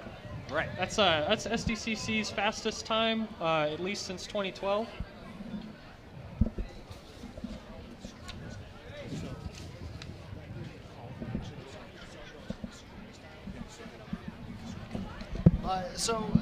Pretty uneventful start right there, SDCC. Michael, what's that time look like in context of history, past race days, and all that? Well, let's see there. What'd you say it was? We lost it. It was about a 2:19. 2:19 about. So, 2:19's, I mean, it's decent. We saw in the women's time, which was phenomenal. Really, back to the trend, right? You know, teams should get a little faster every year as your technology improves. Last year was a huge setback, but we're really back on the horse in terms of sweepstakes as a whole there for the women. You know, for the men, if everything falls in line, then yeah, you know, this could be a part of that story. This is definitely a solid time, but it's questionable whether it'll make it to the second day. Next heat coming up, Spirit D and Fringe D. Spirit D, definitely a dangerous team. You know, in the sense of potentially can make it to the second day. Anytime you have pushers like they do, it gives you an opportunity to make things interesting. Obviously, their women's B team did not make it through the chute. Looked like the Buggy was fine, though. What do you expect going into this race? If it's the same driver, sometimes with driver mentality, you can see things like hesitation. They don't want to perform the same mistake twice, if that's the case. So going through the same speed, the driver might be a little bit more hesitant. Little hesitations can, you know, really draw back from the speed of the buggy. So we'll see what happens. But I think she'll be fine. I really don't see a problem coming out. As far as how they perform, it's kind of up in the air. With men, you don't really know exactly what's going to happen. Push practices are just so minor because you're only doing 1 or 2 hills a night. To really come out on race day to see everything come to fruition. With a team like Spirit, with their depth and pushers, with their speed, with their experience, you can see anything from a 225 down to a 210. It's really going to just all come together, and we'll see what happens. Fringe D, also in the heat. And again, this was split because I think, right, SDCC and Spirit B had been rolling so similarly. That SDC time officially 2:19.42. So I guess maybe that's the ballpark I'm looking for from Spirit. Now, normally when you're looking at sweepstakes is concerned, as you're doing heat selection on the Sunday night, it's the job of sweepstakes to look at what's the safest thing for the course. And as you're communicating with the representatives from the teams, I remember back in 2012 talking with Mike about where his team wanted to be. So he wants where his team wants to be to optimize, you know, their best performance. But it's his job of sweepstakes to make sure everybody's safe. Mark, man in the chute, I believe we have you now joining us. Want to share your thoughts? What are you thinking heading into this race day? Didn't get your preview on the air. Well, it's a beautiful day down here at the chute. We got a decent crowd, probably 100, 200 people. It's magnificent. We got blue skies, warm roads, fast pushers. I see that, you know, there's a good 6 teams rolling fast in free roll. You apply that to some A and B teams. The top 10 is going to be a pretty interesting mix. You probably see SDC distancing themselves, at least based on what I saw with their women. They seem to have bounced back from last year's enigma of a performance. So the machine seems to be fully back in gear and running on all cylinders. As for the rest, you know, Spirit has clearly stepped it up. CIA stepped it up last year and is continuing. We have the Fish, who are probably going to step back a little bit. And then you have Fringe. We'll see if it's the performance based on their women, which means they're back as well, Or could it be the Fringe that showed up a few years ago and really had kind of lost the thread? It'll be an interesting day as we see that roll out. So far, it's very clear that the chute turns are a result of plenty of practice. I've only seen a couple wobbles here and there, not too much time lost, and this is really a time suck.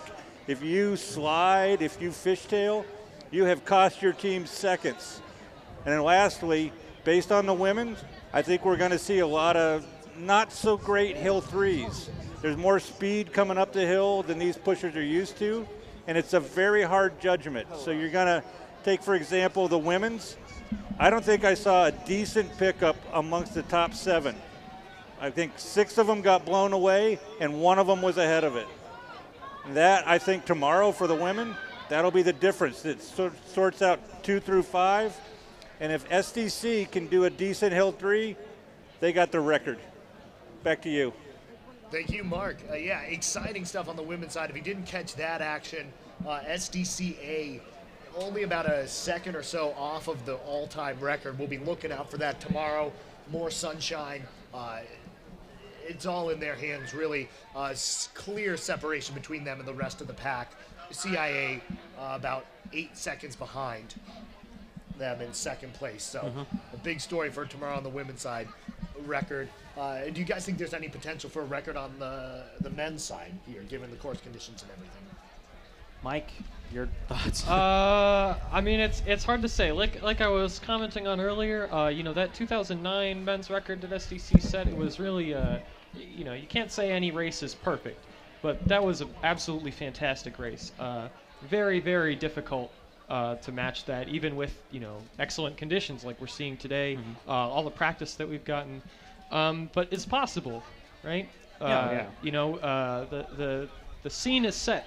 We have good weather. We've got all the practice. The times that we've gotten so far are indicating this is a faster year. We're going to be everyone's going to be real competitive, and so it's possible. This is the kind of build up that you would expect if something like that was going to happen.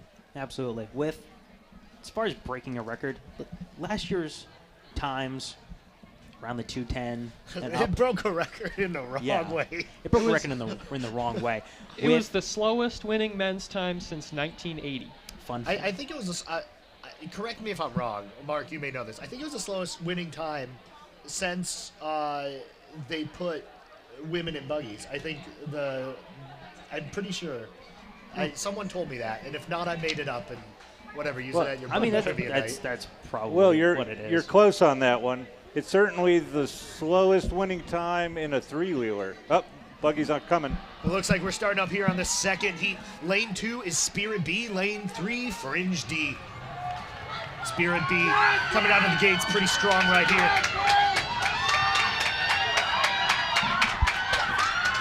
Looking to get into that 1-2 transition there. And they're flying. Buggy a little bit behind the Hill 2 pusher right there, but he's caught up with it. Good strength right there. A pretty smooth shove into the free roll. About 28 seconds.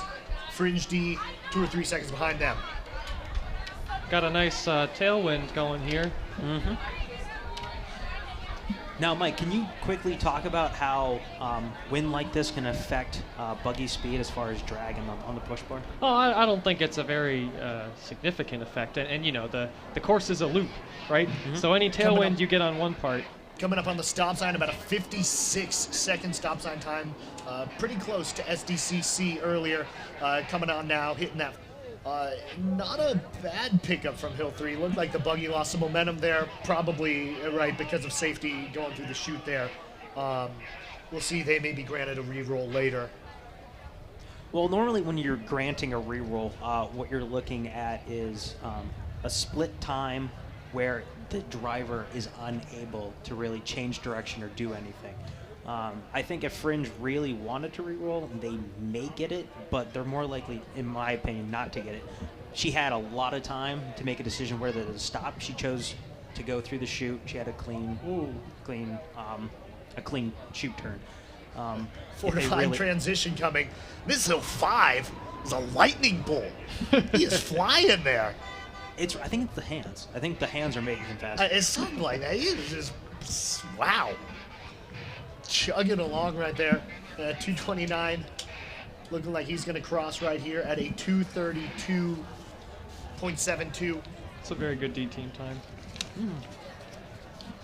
A pretty strong showing from them. Story, though, obviously, Spirit unable to make it through the chute there. You know, this year they've been getting a lot of buzz on the men's side. Interesting to see, you know, what this does to the A-team psychology. Pretty good showing from their women's A-team. Mark, I don't know if you have any eyes down there on the drive or anything like that. Well, they've pulled the driver out of the buggy. They're still assessing, and I can't really see where she is. They seem pretty calm, so thinking she's going to be okay. Her turn, she started a little too tight, loosened it back up, then tightened it back up, and it was on that second turn in where the back started going around. So plenty of speed, but it's, you know, regular trikes are a lot harder to wrangle through the chute. And here's a good example of what happens when you're not silky smooth. Actually, Mike, sorry to overstep my bounds, Will, but Mike, you and I were talking about on course walks about that issue. You want to continue that conversation? Sure. I mean, to kind of set the scene, right? There are some teams that build diverse trikes. They seem to swear by it, right? You know, Fringe. Some teams that build forward trikes, they swear by it. S2C, Spirit. And then, some teams switch. And that's also been competitive for Pike and CIA. They have, very fast buggies in both categories. So there's definitely a trade-off, you know, especially as students, when you're, like, designing your next build or whatever, it's up to you. You're going to, like, put a lot of thought into what you're doing there. And maybe, you know, you might be more comfortable with one thing or another. But, yeah, they have their advantages and disadvantages. Yeah, absolutely. Next upcoming heat here, Apex A, SAE A, CIAD, SAE, always one of our favorite buggies out there. They actually had a solid looking push team last year, so who knows if they can shake things up, but obviously probably Apex's heat to lose. Yeah, and my most interesting part about this heat, SAEA's returning Monster Hill 1 pusher. Oh, yeah. What a spectacle to watch. That is going to be a great heat up the front hills. Spectacle. That is A like spectacle. the next Boom Goes to Die. What a spectacle to watch. Congratulations. It will be magnificent. I think it will. We'll see what that heat looks like coming up over the hills. I think it's going to be very close between Apex A and SAEA. Mm-hmm. The free roll depends a lot, you know, on how both of these teams have changed in the last year. With small orgs, a few people can make a few key decisions and really, you know, change things up as far as how the buggies are rolling. So it's much harder to kind of predict that. But definitely, you know, up through the shove-off, I'm expecting this to be a very competitive and interesting race. What I honestly expect with CIA's build quality versus SAE's speed on pushers, I see a real tight race. Partly because I think if they get beat up the hill, SAE might get the advantage going down the free roll, but CIA might be able to overtake them on the free roll just because of how quick it is. I think Apex, if they can jump out first, they'll be fine. But I think, like Mike said, if SAE's monster pusher is actually fast enough, Brian Backus? Might be able to beat all of them up the hill. So we'll see what happens. A lot of potential for excitement in this race. And then, of course, also would be remiss not to mention CIAD doing it all in suits, I believe, as is their tradition. Which is, it's nice. It classes up Buggy a little bit. Classes, CIA bringing class to Buggy since whenever they've been around since. We're getting warmed up. All right, Will, this is Mark with an update. Driver is out of the buggy. They seem to be tending to an injury on her foot. It doesn't seem to be life-threatening, but they're certainly taking it seriously. So we'll be delayed here for a little while. Great. Thank you, Mark. That brings up an extremely interesting point, actually, that I don't know if it's ever come up on a race day. The harness requirements. Yes. Right. So people talk about safety requirements in buggy, and there's been a lot of heated conversation about the specific, rules and standards. A lot of them are very difficult to follow in the sense that they are idealized, right? They talk about like 1-ton steel plates and kind of silly situations. Isn't it like an infinite bar and it's right? You've across got like a certain point of the buggy? Infinitely stiff things. Anyways, there's been a lot of suspicion about the need for harness points to restrain the driver from moving backwards, right? And what happened in her spin there was she got turned around and then she hit the bales backwards. Right. So there's a very strong case.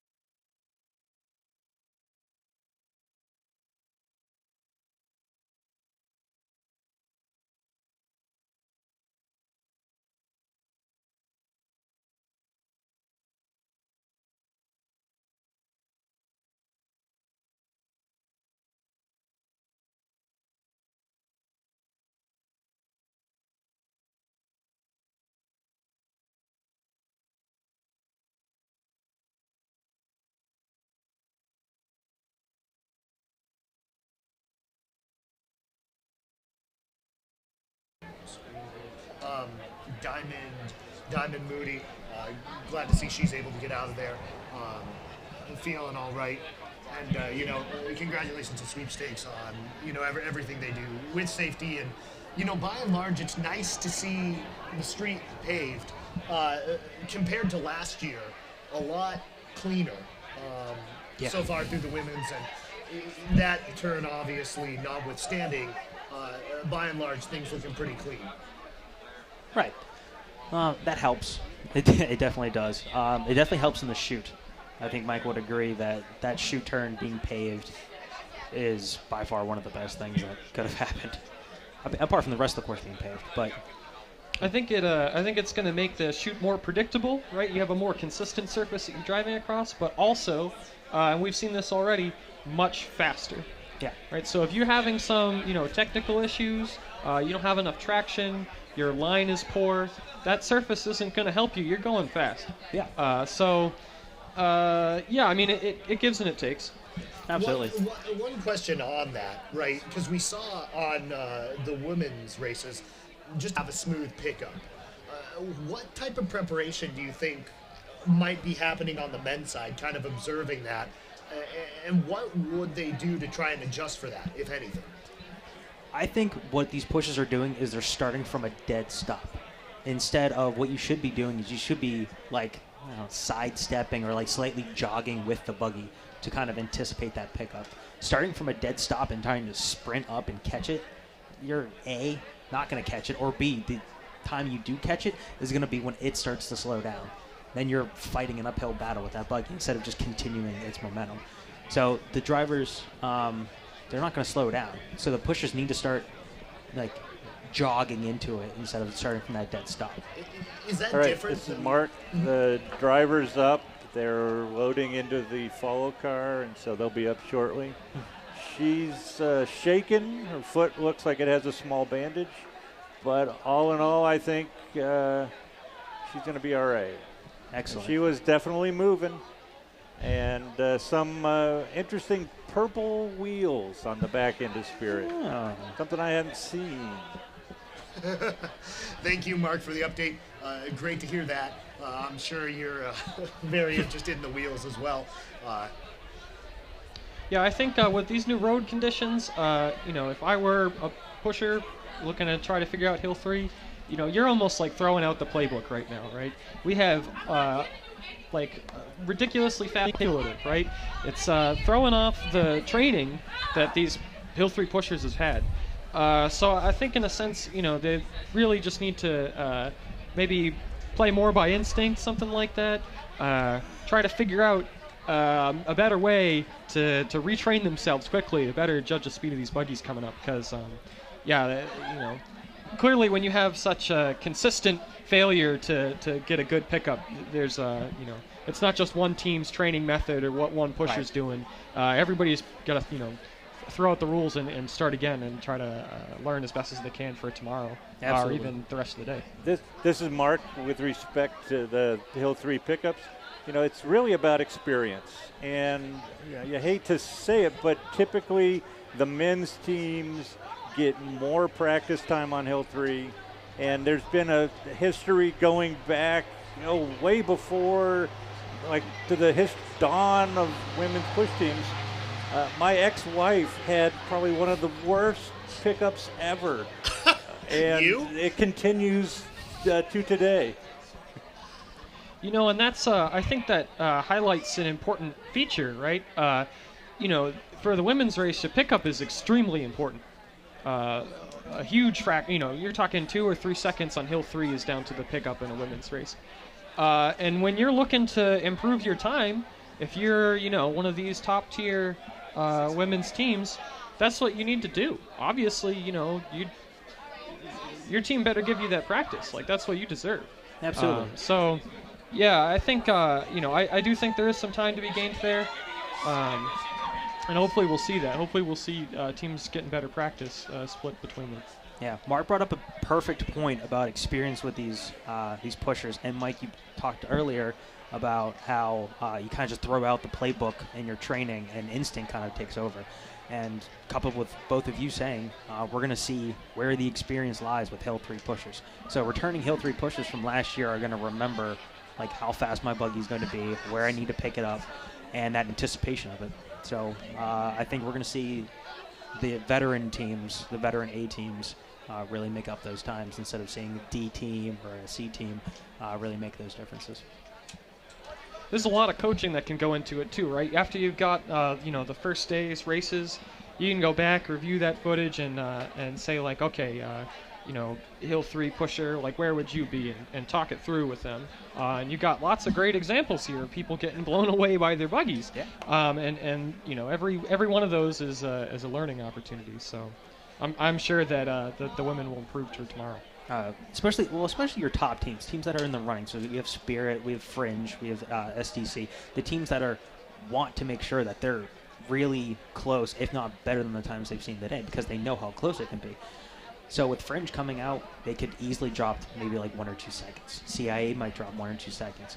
SDC may have a slightly less good of a day, and CIA and Fringe might be able to edge them out by that 1 second. But like you said, that coaching from day 1 to day 2 might make up those differences. You might see a change in the leaderboard.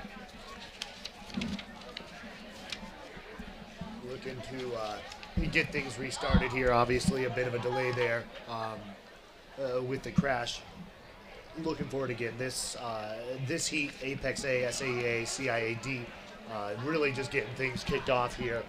None of these teams necessarily ones you expect to be on the podium, but a lot of buggy action still to come, and really this is probably going to be an exciting race for the reasons we mentioned, just potential for pass and stuff like that. But kind of the mid-tier, let's talk a little bit about Apex. Right, trying to make that jump. They've looked solid, but what steps do you think Apex really needs to take to get into, a top 6 type of powering out their own program.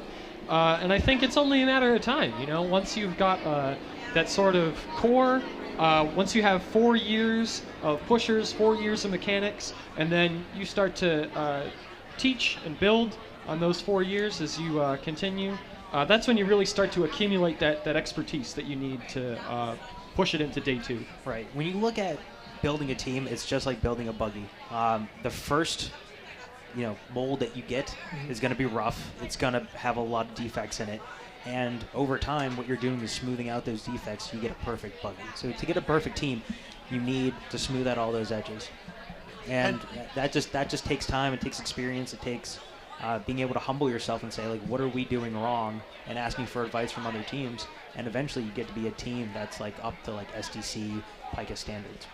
And I think one accolade to definitely give to Apex, I believe this is kind of their second generational year where the majority, maybe all of their team who founded it has graduated now. And they're still there, putting out a competitive team, which I think is a huge first step in building that consistency, is the fact they've stuck around, There's enough to have a second generation and a strong one at that. That's the hump for every team. It's once you crest that second generation and you get returning people, it's like, okay, now we can sustain ourselves. It's like the pushers are getting lined up here. Probably a couple minutes to go until we're getting to the start of this race. Again, Apex A will be in lane 1, SAEA in lane 2, CIAD lane 3, rocking the suits. And this could be really interesting stuff. Again, we're saying, right, SAEA Apex A probably going to be in the lead, but the secondary race, really, SAEA, maybe the first one over ahead of CIAD, with then a potential pass by CIAD. So, interesting point here. Apex's Hill 1 and Hill 4 returning pushers. Alec Kirchman and Harrison Landis. Alec has got a solid Hill 1 time here. About a 17-second Hill 1. That's competitive for day 2. That's the kind of time you need to be at. However, their Hill 4 is excellent, above the bar. And this has the potential to be an extremely fast Apex team. I believe are they pushing Ember? I think so. Yeah. And Ember has gone through multiple, fix it. All right, this breaks, let's fix it. This breaks, let's fix it. And I think they got into a point where Ember's at that top tier status where it can, get a solid, like maybe a sub 50 time. 1 minute now till this race gets underway. SAEA and CIAD's buggies both on the course. Still waiting to see Ember right there from Apex. SAE was rolling their buggy down the hill. I don't know if I've seen that type of a entry too often. Well, they're clearly winding the drive. Pull it back and then let. Maybe they borrowed the magnets from Sega. People will get that joke if they're listening. How do they work? All right, all the buggies are on the course now. Less than a minute to go to start. Resumption of men's action here. 10, 9, 8, 7, 6, 5, 4, 3, 2, 1. Ready, set. And here we are, they're off. We get Brian Backus, absolute beast on Hill 1 for SAE. And he's looking to be the first one up over Hill 1 there. Just monstrous pushes. Apex A holding their own, getting fairly close. But it's going to be SAE, the first ones looking to go over Hill 2. They get that transition first. Whoa. Oh. A nice shove there. He held back that push bar there for a second. That's going to cost him a lot. Slowing him down. And let's see right here. Yeah, you just look at Apex cruising, looking to be gaining a lot of speed. Some unusual lines there. I think what she was trying to do was maybe take the inside track and maybe pass her. I think that's what she's trying to do. Also, SAE's driver is fairly new. She's not as experienced as Apex's is. 55 stop sign time for SAE, about a 57 for Apex A. All right, coming through the upper transition, Apex about 8 buggy lengths back. They are closing, but I think it'll be not so close here. Taking the chute flag. SAE smooth. Apex going a little tighter. Both good turns, both hugging the inside bales. It's like they're locked in that distance. Nice pickup, a little ahead of it, and then great pickup for Apex. Apex closing some distance right there. It's going to come down to these back hill pushers. Oh, this is nice. This is the competitiveness that you want to see with Buggy. Wow. Maybe 2 buggy lengths behind right here. Apex getting cheers from their fans, trying to will them to get in front of SAE. SAE running for their lives. Apex trying to draw neck and neck. And it looks like the Hill 5 transition going to be just about simultaneous. It's about who has the better Hill 5, who wants it more. And Apex, a strong push on the 4 to 5, but can he catch up to the buggy? He's coming there, he's got his hands on the push bar, and it looks like Apex is going to take this on the Hill 5, but let's see, SAE, are they done? And a really nice job right there by Apex on those back hills. Hand on the push bar, 221.68. Maybe 2 seconds later right there for SAE. CIA still cruising in the suits. I like how their suits match the Buggy. Ooh. The old black and white. Yeah. It's good to see Orca out again, too. Orca's not a bad Buggy. About a 241 for them. Yeah, those front hills were very impressive. Rerolls also not bad, although I think the drivers lost a lot of time scrolling around a little bit, thinking about a pass or getting nervous or something. On the other hand, although the technique in the back hills was excellent, a little disappointing. Those might not make the cut to the second day. We'll see. Yeah, it looks like, 221.67 for Apex. That puts them 2 seconds behind SDCC already. Now, put them into second place. But again, there's a lot more buggies to roll. Interesting tidbit. Darcy's fun facts. Yeah, Darcy's fun facts. SAEA is the most experienced push team at race day this year. Okay. Really? They have an average of, they've pushed slightly more than 2 race days on average for each. Okay. There you go. Any observations from down in the chute, Mark? Well, yeah, that was a heat that had 2 buggies that were very closely matched in the free roll, but weren't at that top tier of speed. And, I think it was good judgment on the part of Sweepstakes to let that heat proceed. That went off without a hitch. It was exciting racing. We had solid chute turns, although at a slightly lower speed. They were able to actually go tighter and shorten their course a little bit. And you can see that their resulting time, in the 220-ish range, really, that's not about the pushers. That's not about the drivers. That was about the free roll. And so you got to have all the ingredients. And in this case, they have not quite stepped up, right? They easily had about, I'm going to say, 6 to 8 seconds left on the table in the free roll. Wow. And that could be very important going into day 2, especially as competitive as we're imagining this year's going to be. Next heat, SIGEP B, SDCD, Fringe B. And SIGEP, we'll talk about them, but one of the most perplexing teams out there. As I'm sure you know quite a bit, Anthony, but what can we see out of their B squad? Now, their B squad, what they're pushing is they're pushing Havoc, driven by Sophie, Tri-Delta here at CMU. Sophie's good. I think she's one of the better drivers in the course, especially for her age. She's a freshman. But what you're going to see is you're going to see a fast buggy, Havoc, which was formerly named Dick Buggy, but they renamed it just before race day. And what you're going to see is you're going to see a fast push team for a B team. Sigep usually has a strong depth as far as pushers. So I'm very much excited to see a good push team. It depends on who their competitors are, and they're looking at the go against Fringe B. I think the Sigep B versus Fringe B is going to be a solid race up the hill. If they can crest Hill 1 before Fringe and get the free roll, I think they'll win out this heat. 3 minutes. Anthony, if I'm not mistaken, I don't think Havoc showed any speed in truck weekend.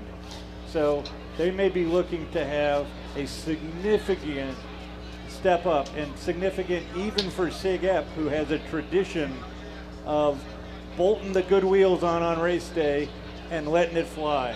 So this will be, it could be anything.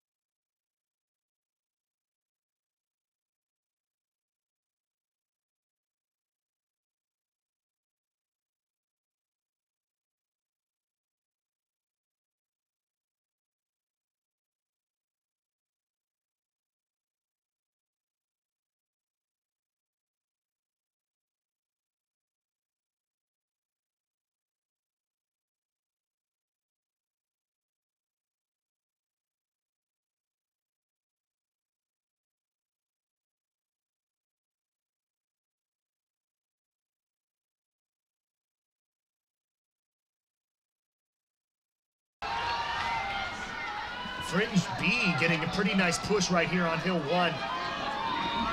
Sigep B, though, taking advantage of that first lane, looking to separate a bit. Coming really neck and neck into that transition. It's going to be close. Fringe got the transition before Sigep B. It's going to be tight right here in the stop sign. Sigep just gets it off ahead. Not a great shove, but they got the inside position right there. Actually, I think that was a fantastic shove by Hill 2. Excellent technique by Fringe also. See, that right there, that could have cost them the pass. Fringe is getting antsy, trying to come in around. Went to the right, now is coming back around to the left. This would have been a lot easier if she had been patient and just followed behind. We got some neck and neck action right here.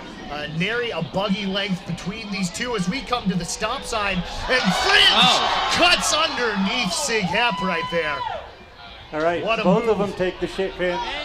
Wow, Fringe just had to juke to avoid. Coming up to the shoot flag. Both turning.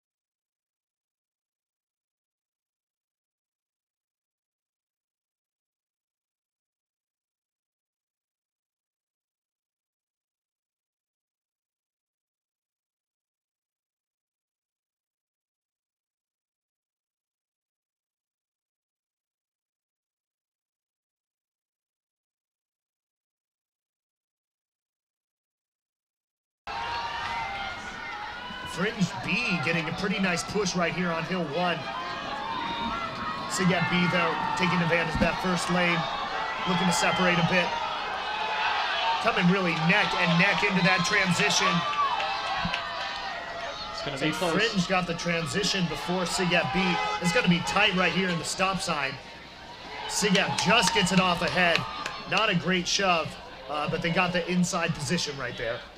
Actually, I think that was a fantastic shove by Hill, too. Excellent technique by Fringe also. See, that right there, that could have cost them the pass. Fringe is getting antsy, trying to come in around. Went to the right, now is coming back around to the left. This would have been a lot easier if she had been patient and just followed behind. We got some neck and neck action right here. Nary a buggy length between these two as we come to the stop sign. And Fringe cuts underneath Sig Hep right there. All right, What a both of move. them take the shit pin. Wow, Fringe just had the juke to avoid. Coming up to the shoot flag. Both turning.